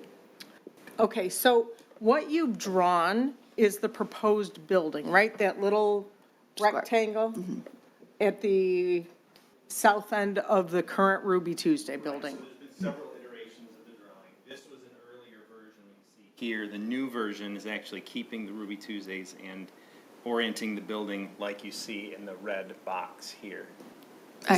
So that building will protrude out from the rest of the buildings. And to me, and already Ruby Tuesdays protrudes out, and the petitioner said that there's issues with that first southern storefront in the following strip getting exposure because it's kind of blocked by Ruby Tuesdays. So I just don't even think putting it closer to Van Dyke would look cohesive in the whole scheme of things. Can I answer that for you? Because the planning commission was split. Mr. Mayor. What, Mr. Reddick? Sure, I could. sure, go ahead. Hold on one second. I'm sorry. Do you have a point of order, Mr. Radke? I did. Or are you just- If Councilwoman, Then make your Schmidt point of is order. asking a question of the petitioner, otherwise they don't have a right to speak right now. She just asked. Now she did, yes. She rectified. Go ahead, sir. The one we went to, the planning commission one, is the one that you see in the package, which is setback equal to the others. One of the issues that was raised by staff, which is one of the reasons we tabled it, was that staff said we're not making enough use out of the property. It's not dense enough. We want more development. So what we did is, the plan that we're now talking about, which hasn't been seen by the planning commission, which was an effort to go back, is, okay, we'll keep the Ruby Tuesday, switch the building, and now it's a little bit closer. That'll require us to go to GM and a bunch of other property owners to get a deed covenant lifted. We don't even know whether we can do it. We don't think that's a great idea. The whole purpose of doing that was to address the issue that was raised about the overlay district wanting more density. So we were trying to figure out, if you look at the main plan, the car wash takes up the whole property, the whole frontage, and then there's a lot of green space. So by this alternate plan, we're reducing the green space. We don't, I mean, frankly, we don't like it, we don't understand it, but it's the whole idea was that we were gonna have all this green space and landscaping, and it would be set back, and it would be consistent, and the architecture would be consistent. That was the plan. So that's the confusion. The one you're looking at is the revision that was done after the last planning commission meeting that we were gonna go to the planning commission with to see if they would prefer that greater density by having Ruby Tuesday there to reuse someday for something else and have the car wash there. Does that? Yeah, this was yet another attempt for us to work with the planning staff and the planning commission to, accommodate what their requirements are. We certainly think that we are more harmonious and more consistent with the neighboring properties with this building here as, initially drawn on here. We definitely think that's the better plan, but we were trying. So I know I'm putting the cart before the horse, but where is the exit of the car wash? Is it on Van Dyke? No. Yep, this is our. We'll go to the Yeah. 2023. Okay. So if you're looking at the previous plan, the one that we prefer, this is Van Dyke. This is the existing drive entrance that you would drive down this way here and enter into our car wash site here and exit back out. So it's just out that main existing road there. Okay. So you would you would turn the building, well, you would turn the car wash from the. Right. Yep, this is the the building written name. parallel to Van Dyke. Okay. This is our preferred plan, but Okay. again, we've gone through several iterations to try to, accommodate the requests of planning staff and planning commission. So we have a bunch of different drawings I can show you here, but this is the one we like. This is the one that we proposed. We added additional landscape on here as much as we could, and we're willing to do more. We're willing to do anything. We had sidewalks in, and then we were asked to take them out, right? We added sidewalks that kind of made no sense, but it was because in our initial review, we were told there are no sidewalks. So we added sidewalks in, and then we were told, your sidewalks are a danger, take them out. So we've done everything that we could to try to accommodate design elements and requests by the planning commission and staff. Okay, like I said, that question really put the cart before the horse, but I have to agree with the mayor on this. I think pulling the rug out from under you in the 12th hour, 11th hour isn't fair. And I did ask the question, Mayor, about the gas station at 15 Mile and Van Dyke, where, and now it's gone. They told, that it's demolished. So, and they said that there is a plan to put another gas station there, and that will be allowed. So, this already went through,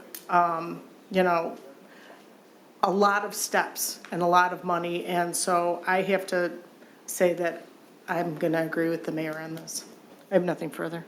Okay, thank you, Ms. Schmidt. Anyone else? Mayor Taylor.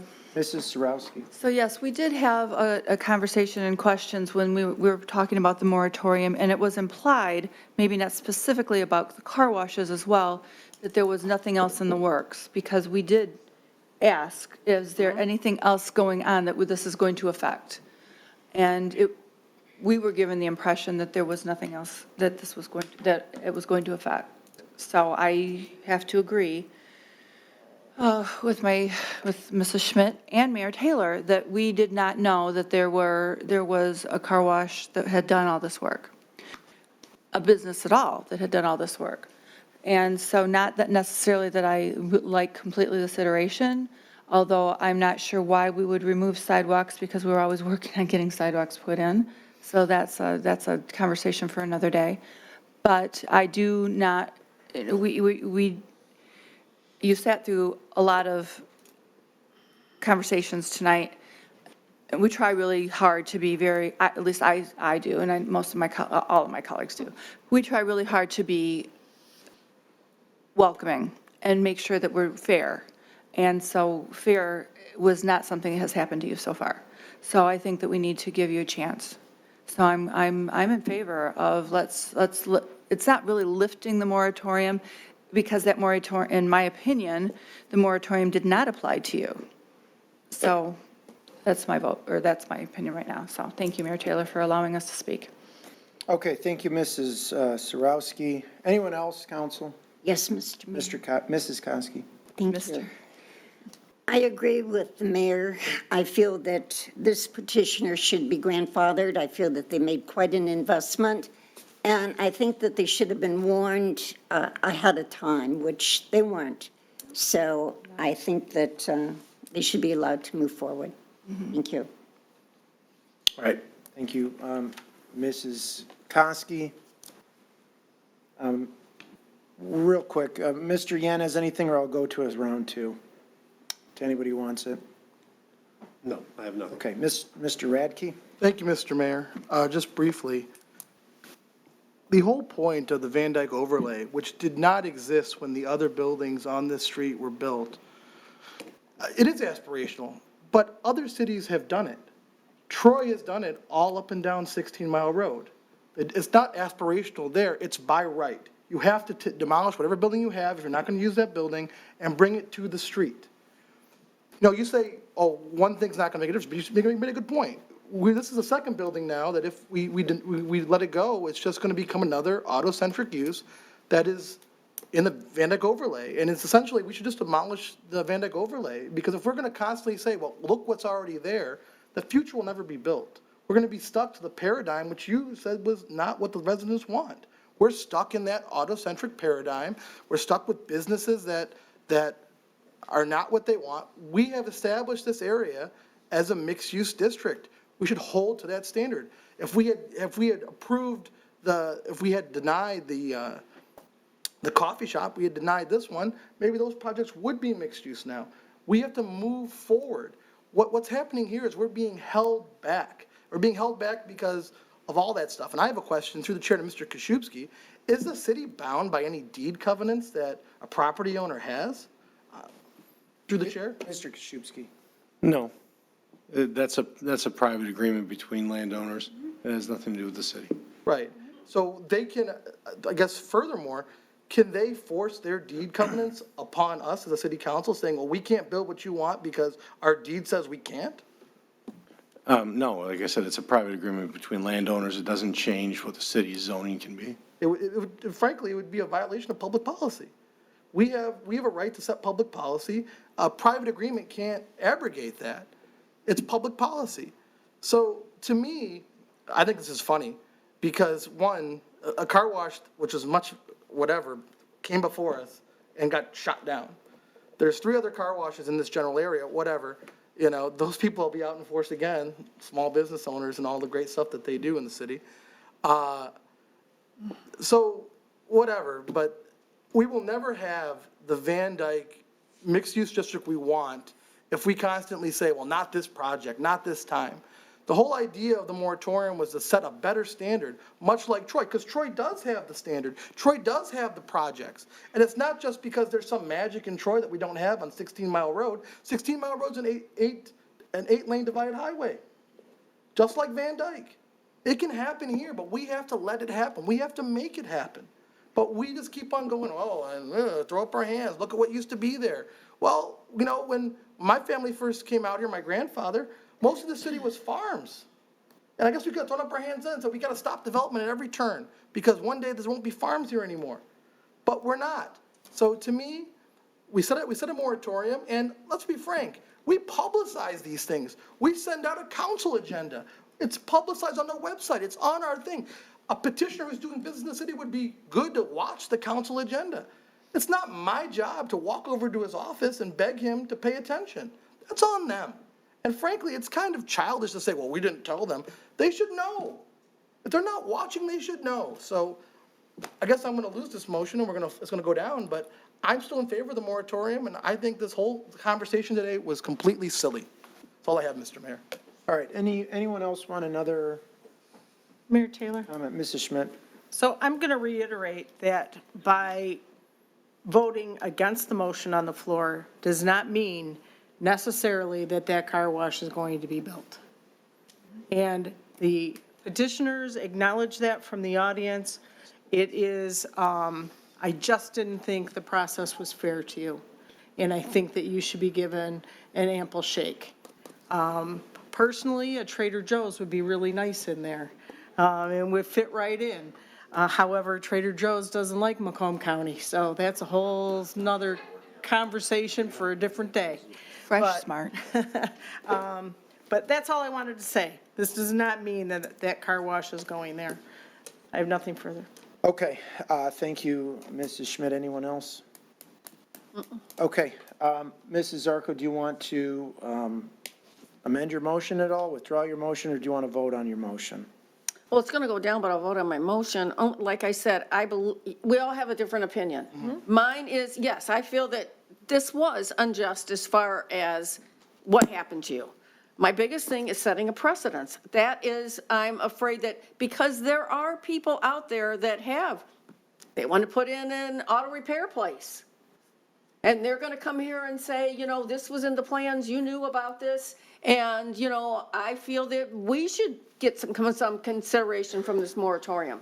That's what I'm afraid of. It isn't that, I'm not saying, I feel we were unfair to you. I do, I really do. It's what goes on in the future is that who comes behind him that says the same thing. And then what does a moratorium mean? Nothing. So that's my opinion. That's why I'm gonna leave it on the floor the way it is. And it goes down, but, you know, I wish you the best, and I have to agree with Mrs. Schmidt. It doesn't mean that it's gonna pass to put in a car wash there. That's, you know, you can go through this, and I'm afraid that you're gonna go through and spend more money on this, and the car wash is gonna get voted down. So, but that's not me. No, I'm not gonna amend my motion. I'm leaving it on the floor, and I'll be a loser. I don't care. I've been there tonight. I know. It is what it is. You know, that's what it's about. Okay, Read it. what's that? You want the floor or you want a roll call vote? Can we please, Ms. Barr, have a roll call vote on the motion? The motion which is to deny, right? Deny Yes. the petition for relief from the moratorium. No. Sarowski. No. Taylor. No. Yanez. No. Zierko. Yes. Kosky. No. Yes. Motion failed. Motion fails. Council, is there anyone who'd like to make a motion? A second motion? Mayor Taylor. Mrs. Schmidt? Resolved to grant the petition presented based upon the finding that the information presented and considered does establish that the moratorium on new car washes instituted by City Council resolution adopted on June 6, 2023 precludes all viable economic use of petitioner's property and/or violates applicable provisions of state or federal law. Or, It's been moved and supported. Any discussion, Mrs. Schmidt? No. Mrs. Sarowski? no. Council, anyone else? I do want to just, for the record, state that I'm not sure that all viable economic use of the petitioner's property has been, that he's been precluded from all viable economic use, but the reality is, I don't even know what that means, all viable economic use. I don't know what it means. Could he put a lemonade stand on there? Sure. Is that viable economic use? I don't know. But it seems pretty clear to me that it violates standards of due process and that giving him a fair shot at what he had started. So I'll be voting yes. Ms. Barr, a roll call vote, please. Sarowski. Yes. Taylor. Yes. Yanez. Yes. Zierko. No. Kosky. Yes. Radke. No. Schmidt. Yes. Okay, motion passes. Thank you. Okay. Well, I almost died when I saw that puppy. They are great dogs. They love everybody. You guys will have a great time. well, I'm glad you were there for part of it. And as an attorney myself, you always like to be at the end of the meeting, if you know what I mean. All the billable hours. Well, no, it's not, you made a good point. I mean, you guys care about your community a lot. I go to a lot of places that are completely dysfunctional. You guys may not agree, but you're polite. Thank you. Thank you. We'll consider that your communication from citizens, Mr. Green. We'll see, I'm sure we'll see you again. All right, now we will move on to the next item on our agenda, which is communications from citizens. Is there anyone who would like to speak on any item that was not on tonight's agenda at all? Come on up, sir. What's that? Yeah, this is the time. How are you, sir? Good. All right. Ladies and gentlemen of the City Council, Mayor, good evening. My name is Richard Vi. I live at 8267 Doncaster Drive, Sterling Heights, Michigan, and I manage the business located at 40375 Utica Road, Sterling Heights. I stand before you on the behalf of the owner, Abraham Fathala, who resides at 42754 Sussex Park Drive, Sterling Heights. We opened our business in 2013, and this year marked a decade of doing business. We are located at the heart of Sterling Heights, in the downtown right next to the city center across the street from Dodge Park. We have always considered ourselves part of this community, donating a portion of our fuel sales to the local Stevenson High School. And we generously lease the back of our building for a city mural that faces the recreation center, which we contributed $50,000 to the city's Recreating Recreation initiative to help make happen. We appreciate being part of this community's vibrant tapestry during this Sterling Fest, which sees the closure of Utica Road between Dodge Park and 18 Mile. In the past, we managed, but this year's changes to the road's accessibility have caused serious challenges for our business. Customers cannot get their vehicles or bikes to the gas station. Some have even brought gas cans during Sterling Fest closure to get their gas needs. The decision to close the road on Tuesday instead of Wednesday, coupled with the barricading of it prior to our business entrances, has resulted in numerous complaints from our customers. The closure of Dodge Park Road to the city center entrance was a move we found particularly hampering. The closure completely prevented vehicle and bike access to our gas station, leading to the loss of over $60,000 in revenue from Tuesday morning's road closure to Sunday's reopening. We were also deducted some $30,000 for fuel that had been frozen in the ground, unable to be sold. This closure has not only affected our fuel sales, but also hampered our ability to serve as a safe pickup and drop-off point for parents and their children, who, especially at night, use our well-lit canopy as a safe landmark. The difficulties we faced were exacerbated by inconsistent access for our employees and delivery vehicles, leading to multiple calls and personal interventions to move barricades. This caused great frustration from our staff and disrupted our operations. We did our best to adapt, speaking with Lieutenant Allen from the police and Kyle Lingelis from the Parks and Rec about traffic matters and using our space for vendors during Sterling Fest. But even these efforts were met with difficulties due to the unique permit requirements in Sterling Heights. Sterling Fest has always been a fun change of pace for our business, but recent changes have made it more challenging than enjoyable. While the majority of the annual 150,000 Sterling Fest goers are pleasant, some inevitably are not. Let's see where I'm at. We have faced product loss, property damage, and littering and other challenges, all while trying to balance the extra cost of staffing for the festival.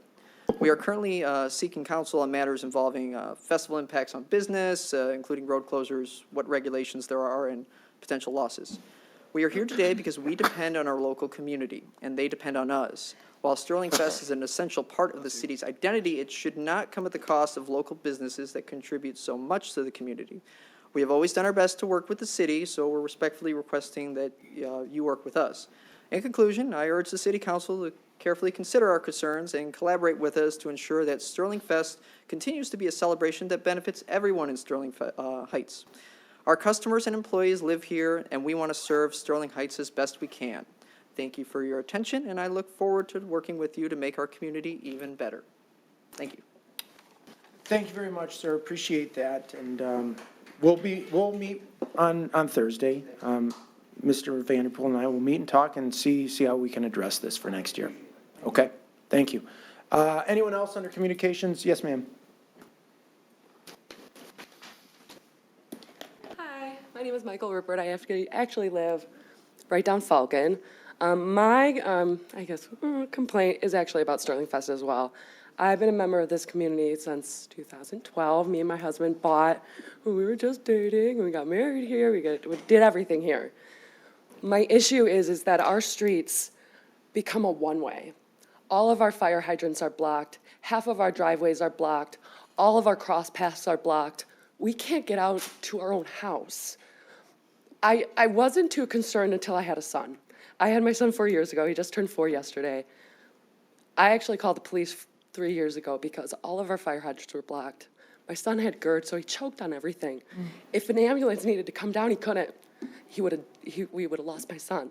Thank God my husband was home when he choked on a strawberry because I couldn't help him. I saw that child who got saved by a police officer. They wouldn't have made it to my house. The street is that packed, all the way from Lancer, Dart, and Falcon. I had to walk everywhere. I mean, I couldn't even get my car out. My husband can't park. We park on our street and then we get hit. Our street is covered in garbage and I don't want to say litter, but human litter, I mean, that comes out of their bodies. It's disgusting. It's been like this every year. I used to work 70 hours in a salon. I am a stay-at-home mom, which I'm very happy about, but it gave me the opportunity to actually have eyes on what happens in our community during Sterling Fest. And I love Sterling Fest. I have no complaints on Sterling Fest. I really don't.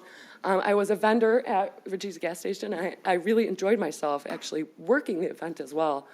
But I had a conversation with our chief of fire about the fire hydrants, or I can't remember his name. All he said was call PD. Mm-hmm. There's nothing they can do. They can't even get a tow truck down. It's so packed. I drove a Wrangler for a while. I almost hit everybody's mirror. I had to take my mirrors in. My husband drives a Ram. He has to bring his mirrors in. I feel like I don't know what the solution would be, but to make it residents only would be a really good one for us residents that live in there. I'm not the only one maybe I'm the only one that has guts enough to speak up about it, but I'm sick and tired of my neighborhood being taken over by strangers that are loud at midnight. I don't like my eyes being rolled at me, but they're loud at midnight. They trash in our neighborhood. I end up picking it up. The city doesn't come and pick it up. We do. This is from strangers that live 100 miles away. That's not fair to us. You know, I guess I would like you guys to brainstorm a solution for our neighborhoods that are in walking distance to Sterling Heights or Sterling Fest. I think that's fair enough to try to come up with a reasonable solution for us in our subdivision. Thank you, Mayor. Thank you. Thank you very much, appreciate it, and we will. Anyone else under communications, Mr. Inks?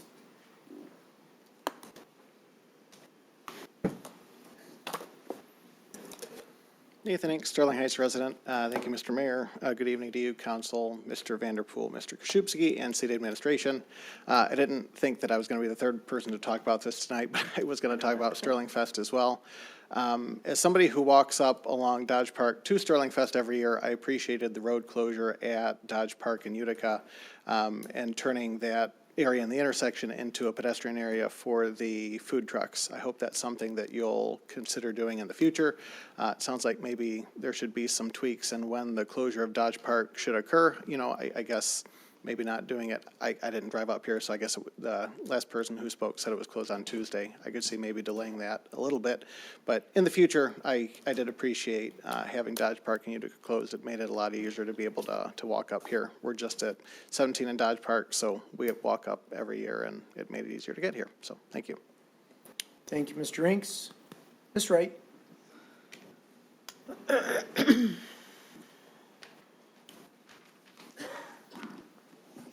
Hello, everyone, Mr. Mayor, City Council. I too want to mention Sterling Fest. So my son's daycare is off of Lancer, so just a street or two away from that ladies. And Wednesday morning, I dropped him off, and I was almost taken out by a car going 50 in the neighborhood. You know, I called the non-emergent PD, but it's not like they can really do anything when the car's already gone. So maybe increase patrol or something, because the neighborhoods around there, especially, you know, she has a home daycare right there. My kid's there, a bunch of other kids are there. And very easily, we could have been killed because nobody is paying attention. They just want to, because the roads were closed, they just want to get through the neighborhoods and go where they're going as fast as possible. So next year, maybe if something could be done about that, I would appreciate it. Also, and this is probably, you're going to get some mean looks from you guys, but you got to figure out what you're doing.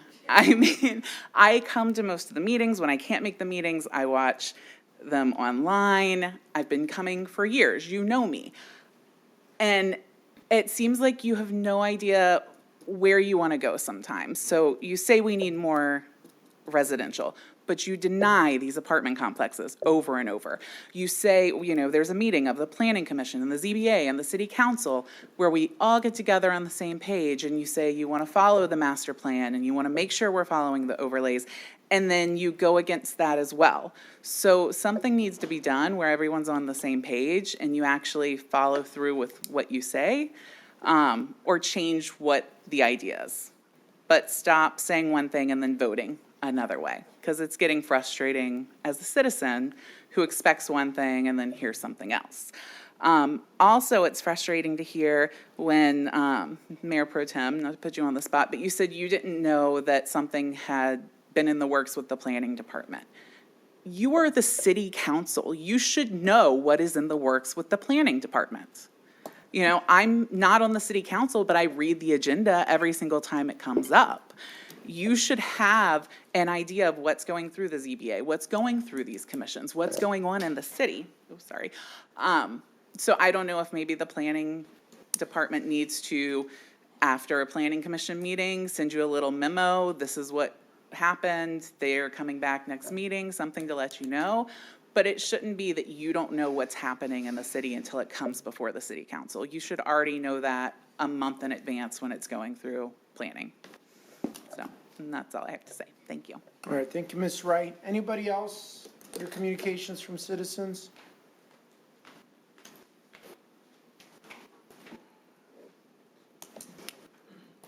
Hello. Mayor, council. I'm just here to say nice Sterling Fest. I live on Lancer too. There was a lot of traffic. My six grandkids sold a bunch of lemonade. But anyway, I was here to, maybe we could make the streets one way. And then that would leave open, at least 2 cars could get through. And we could get out of our driveways a little easier. I don't know. It's an idea. The other thing was the church behind me, right across the street. Their lights shine right in my bedroom window every day, like poltergeist. Your lights in your parking lots, that's what they look like at the church. Yours look like that. They're facing down. These are facing straight out. Nobody's there at night. I know it's for security, but yours are same thing, just to light up the parking lot. So I was just asking if you could ask the church to turn their lights down. I've asked 3 or 4 times the last 4 years. So they have a new pastor there. I asked him. I just asked the deacon today about that, and he said he'll ask the elders of the church about it. So anyway, that's that scoop, and done with that. The other thing was a tree that's laying down or laying into the field where cars were parking. It's dying or something's going on, but they've removed the tree next to it about 4 years ago because it did fall down. I have 6 grandkids that play in my backyard. Something's going on with the tree. 1 limb has fallen off this tree for the last 3 or 4 weeks, every week. And just before Sterling Fest, a 20-foot limb fell off, and the church called me and said, hey, can we come over and get that tree off your fence? I said, yeah, but you need to address the tree. Something's happening to it. So I have leaves all over my backyard. There's the leaves just before the Sterling Fest, but leaves are falling today. I went home and took a picture because I forgot to get one while you guys were doing the rest of it. So leaves are falling off already, and it's like not time for leaves to fall off. So anyway, I was wondering, I know you help them out with, the lawn maintenance and stuff because they cut the grass at the church. If you could address that with maybe DTE or something to come and check those trees out, because I know those limbs are going to fall, and I don't want that. It's got to be a 200-year-old cottonwood. I don't want the great big branches that are coming in my backyard. I'm just scared for my grandkids because they're at my house a lot. Anyway, that's it. The lights at the church and the trees in the field. Okay, thank you very much. Thank you. Thank you, sir. Anyone else under communications? Not, I'll close that portion and go on to reports from city administration. Mr. Vanderpool, anything? Mayor, just quickly, I completely agree. We have to address the parking congestion in the neighborhoods. I think we've done a good job controlling for it. North of the circle on Utica Road, the few residential roads there too, actually. So we have a good model there, but we have to work on the south end and off of Dodge Park Road. So that'll be priority number 1 for next year. We're going to work, as you said, Mayor, we're going to work with the gas station. We talked about a couple of ideas already today for next year. And we do have a good working relationship with the church, so we'll be sure to talk to them about the lights and the tree as well. Thank you. Okay, Mr. Koszybski? Yes, Mayor, we have one item for tonight's closed session. Okay, thank you, council. Any reports? Mrs. Schmidt? Thank you, Mayor Taylor. First of all, I'd like to thank everybody, residents, workers, volunteers, everybody that came out to Sterling Fest. Including M&M. Well, he did Yes. not. We were That was the misinformed. room and the insane clown. Insane clown posses, I heard were coming Yeah, too. ICP. Thank goodness. That was false. Anyways, you know what? It takes a team around here, and every one of us is a big part of that team. The city staff has pretty much made Sterling Fest a fine-oiled machine. And with the extended footprint this year, I think it really, people enjoyed having more room. You would have never, I mean, Saturday was really crowded. And I can't imagine what it would have been like with the old footprint. That being said, I'm just wondering, as far as the parking in the adjacent neighborhoods, I know in Royal Oak for Arts Beats and Eats, they actually give passes to residents only. You know, like 2 or 3 passes per household. And they are the only ones that can get down those streets. I know it would take manpower, but maybe our CERT, you know, some of our CERT people or cops, you know, the citizens on patrol could man those stations. I'm not sure our police cadets, what, yeah, anyways, and the explorers. Either that or maybe just have parking on one side of the street down these residential areas.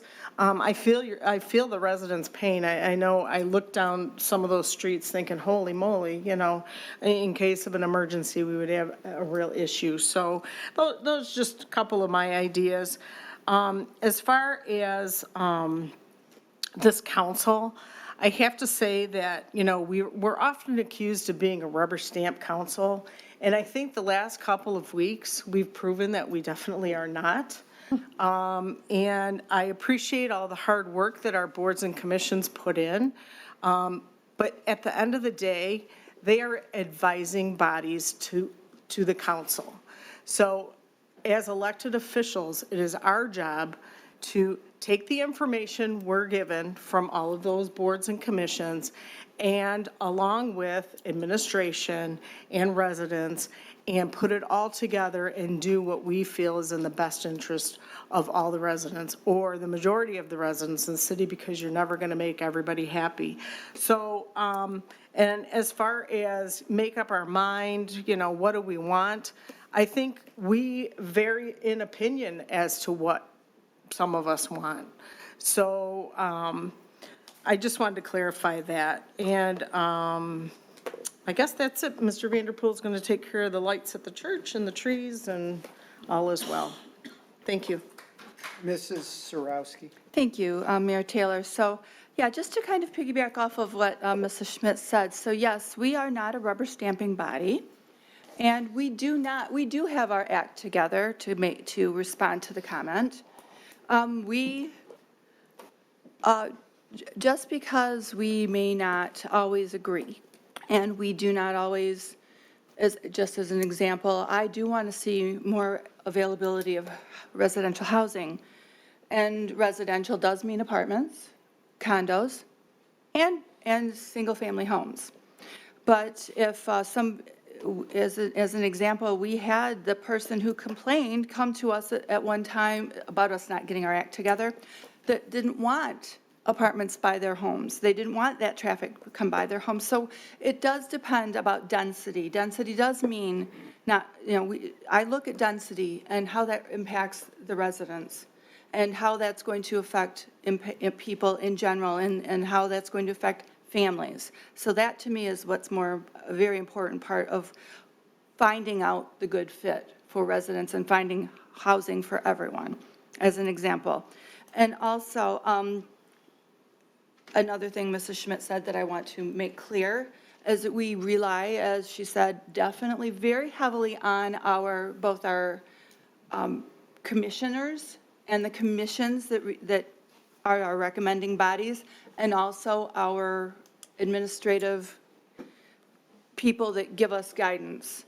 And if we do ask them questions that they don't give us complete answers to, or they tell us something that's not completely correct, we have to rely on their information. They tell us something that there isn't something pending, we rely on that information. So that is where we get a lot of our information, and we have to rely on what they tell us. That's what we pay them for. That's what they're here for. So that is where we rely on that information. So just to clarify why we rely on that information. Abraham, we'll help you. We'll help figure out the business end of it for you guys, because I know that I know you get a lot of business. Probably a big portion of your business is Sterling Fest, and we want to make sure that we're not impacting it negatively. So we will try to help find a good fit and a good solution for it. But it was very helpful, and it made it very safe for the residents not to have all that driving at that same time. So we need to come to a good compromise, but we will work.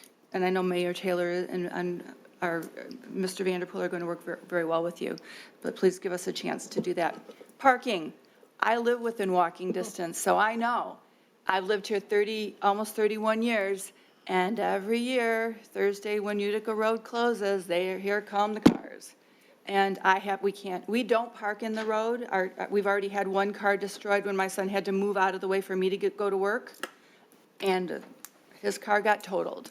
So we never park in the road, but we know what it's like to have all the cars coming back and forth and back and forth. So, and I do want to see some type of modification to let residents only park or drive throughout the neighborhoods. That's really safe and important to me. But at the end of the day, Sterling Fest is still one of the best 3 days of the year. And I applaud the residents. We had very few incidents, and they were all very minor. The only thing that really bothers me is that there were 11 missing children. They all found their parents, but 11 missing children is crazy. So parents, please watch your kids.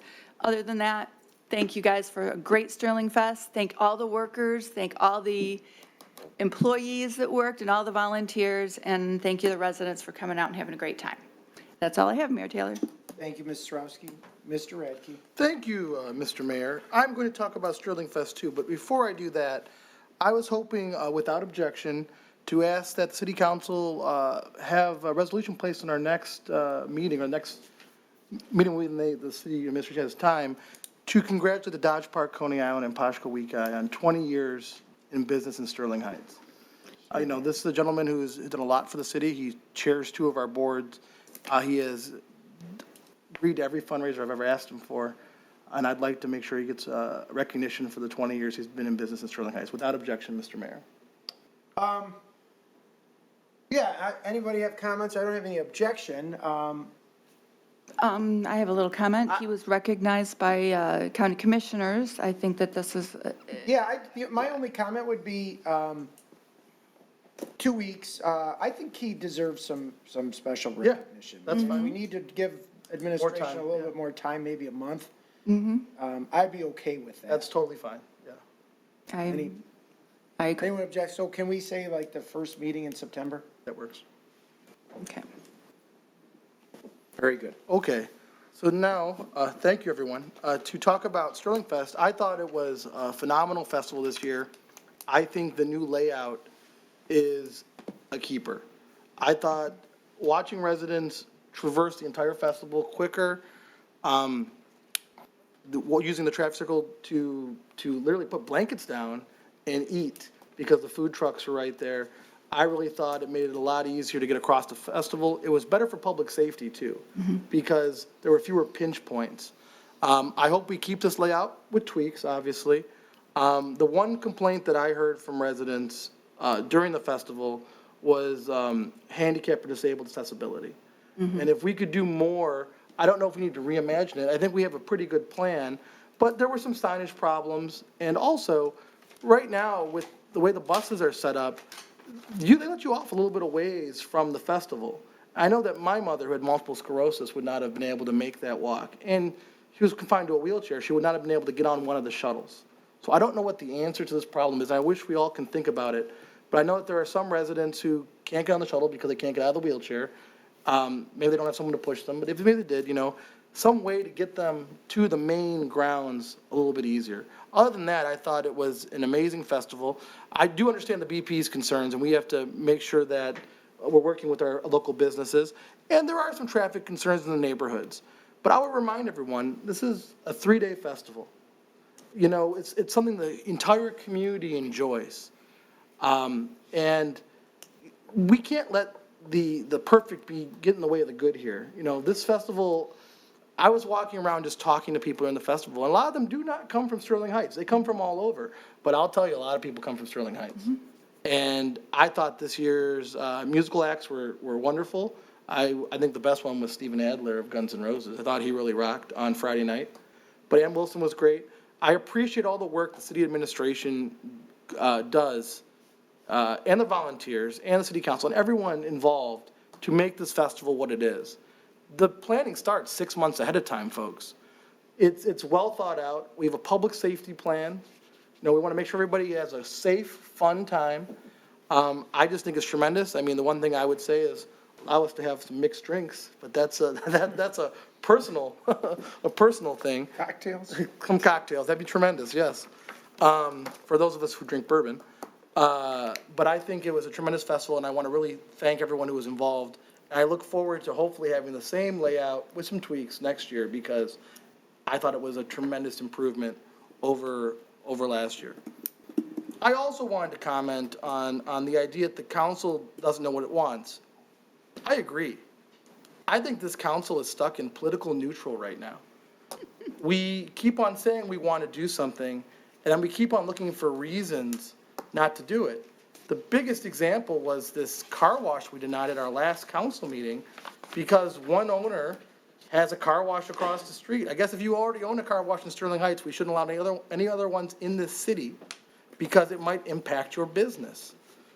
And I think that until we develop the political will as a body to actually carry out the plans that we make, instead of just playing politics, that we will be right where we started, right here. That's all I have, Mr. Mayor. All right, thank you, Mr. Radke. Anyone else? Mayor Taylor? Mrs. Zarko? Okay. First of all, we can just beat Sterling Fest up tonight. Yeah. I have to agree. It was a great 3 days. And it takes all year, not just 6 months, because there'll be wind-down meetings within the next 3 weeks that I'll be planning for how we can make changes for next year. I will say that a couple of us were concerned about the new traffic pattern and what it was going to do to the residents and the subdivision. When I worked at St. Anne's, which in the subdivision behind them is landlocked, there's only one way in and one way out. And we made sure that each resident got parking passes and that we had a police car stationed there. And if you had to show your driver's license actually to get into that area, and we knew that's where you could park. I mean, I know it's a lot of work, but for a city, it's a little bit easier because we have this database that tells you where people live. So that's one thing. And the other part about, I think we need to start encouraging and publicizing that we want residents to park off-site. Well, right now, we're getting more and more places where you can park. And I have to tell you, I live a mile from Bethesda, and it was only open after 4 o'clock. If I knew that was going to be open in the morning, I probably would have parked there and got shuttled in, because I'm here most of the day anyway. So those are things that we need to think about, is I think that we can give parking passes out, we can have people shuttle, and some of the handicap accessibility is the smart buses are wheelchair accessible. So that would help some of the handicapped people that need to come here, and it maybe give us a call in advance if that's what you need at that particular place, might also be helpful. So we're tweaking Sterling Fest all the time, and it does get better and better and bigger because it becomes a reunion, not just for the people that live in the city, but the people that have moved out of the city and the people that are jealous because they don't live in the city. So they come here to have a good time. So we know what that's all about. So as long as we keep up the good work and we tweak as we go, I see nothing but success for Sterling Fest in the future. But my other concern is elm trees in the city. And I didn't realize that big, probably 150-year-old tree that fell on Upton House a week before Sterling Fest was an elm tree. And the fact that these trees survived going through Dutch elm disease from the 40s to the 60s amazes me that there's still some around.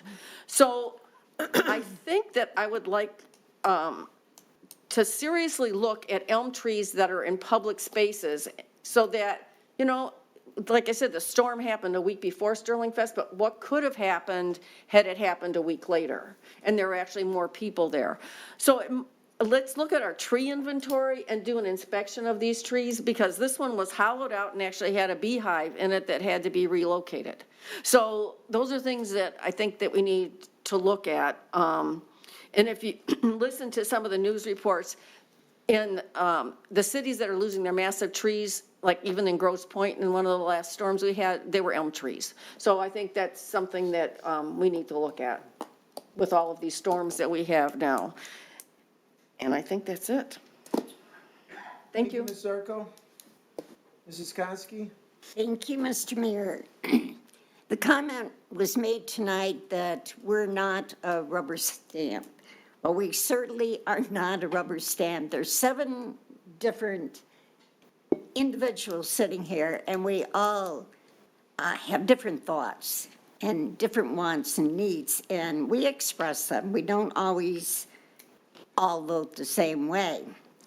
Mrs. Wright, you have a concern that we don't know what's going on. I try to watch the zoning meetings, I try to watch the planning meetings, but you know, sometimes I don't get to watch them. So what I would like to suggest, and you can suggest this to the Planning Commission, that your secretary or a volunteer on the board writes down how each issue was handled. How did you vote? What were the important issues? What should council know with your recommendation, or did you deny it, and why? That would be a great help. And maybe you could get someone else on the Planning Commission that is involved with the zoning to do the same thing, and send us an email. That way, council has no excuse of not knowing what the boards are doing. That's a great idea. Sterling Fest, I think this year was the best ever. I like the way it was spread out. And I welcome the residents to send in their suggestions so that next year it can be even better. Traffic, it was horrible. And it would be nice if all the residents had a little card that said, I'm a resident, I get to go down this street. Well, your driver's license will work for that too. So welcome your suggestions, and hopefully next year will be even better and greater. That's all I have. Thank you. All right, thank you, Mrs. Koski. Mr. Yanez. Thank you, Mr. Mayor. I'm not going to talk about Sterling Fest because I wasn't there, but I know that there's a lot of work that goes into it, and city employees, volunteers, they work really hard, and I do appreciate everything that they do to make that festival come off the way it does. So, Mr. Mayor, just real quick, just a minor correction. I did not vote against the bioswale. You were referring to the Icon Park project where I voted against a reflecting pool that the developer was promoting as a place for people to wade in on a hot day. And I can tell you, it's been a long time since I've been 2, but a 2-year-old can drown in 12 inches of water. And Or 2. Or 2 inches. Or 2 inches of water, yes. So just a correction there. I also want to address, thank you, Ms. Wright, for what you brought up. I feel the same way, and we talked about this at our meeting with the ZBA and the Planning Commission about trying to be on the same page. We try to be on the same page. And, for instance, tonight's meeting, this car wash thing was a bit of an outlier. I don't know if something fell through the cracks, what have you. Maybe I wasn't paying attention enough, or city council was, I don't know. But it was really an outlier. It wasn't something that I'm concerned that, people are lining up now to come in with and petition council to allow them to build car washes all over the city. I also would have supported the project on Burroughs had it been less dense and more thought out. So I'm a firm believer that not everybody that wants to move to Sterling Heights can afford a brand-new $400,000 house, or a 60-year-old $200,000 house. You know, some people are gonna have to live in apartments, you know, to establish themselves here. But it has to be the right project. So, I agree, we need to be closer to the same thinking, but, you know, city council is gonna have to be flexible, and we are not a rubber stamp, for goodness sakes. And then last but not least, without objection, I would like city administration to prepare a presentation on the impact of the amended transformational brownfield law, and how it's going to affect the Lakeside Mall project, as well as the bills that affect housing within the transformational brownfields. Any objection? Hearing none. And that's all I have, Mr. Mayor. Okay, well, a lot's been said about Sterling Fest. I won't repeat it. Thank you for coming out. Thank you for participating in it. We had a great time. I know my family did. It was a tremendous 3 days, and we had some heat, we had some threats of rain, but ultimately the weather pretty much cooperated the whole time. We had great musical acts, great food, great artists, great vendors, and great city staff and volunteers. So thank you to everybody who helped make that possible. Thank you for participating tonight, and I would entertain a motion to adjourn into closed session. So moved. Support. It's been moved and supported. Ms. Barr, can we please have a roll call vote? Taylor? Yes. Yanos? Yes. Zierko? Yes. Peske? Yes. Radke? Yes. Schmidt? Yes. Yes. Okay, motion carries 7-0. We will adjourn into closed session. We will not be coming back. So this meeting is adjourned to closed session.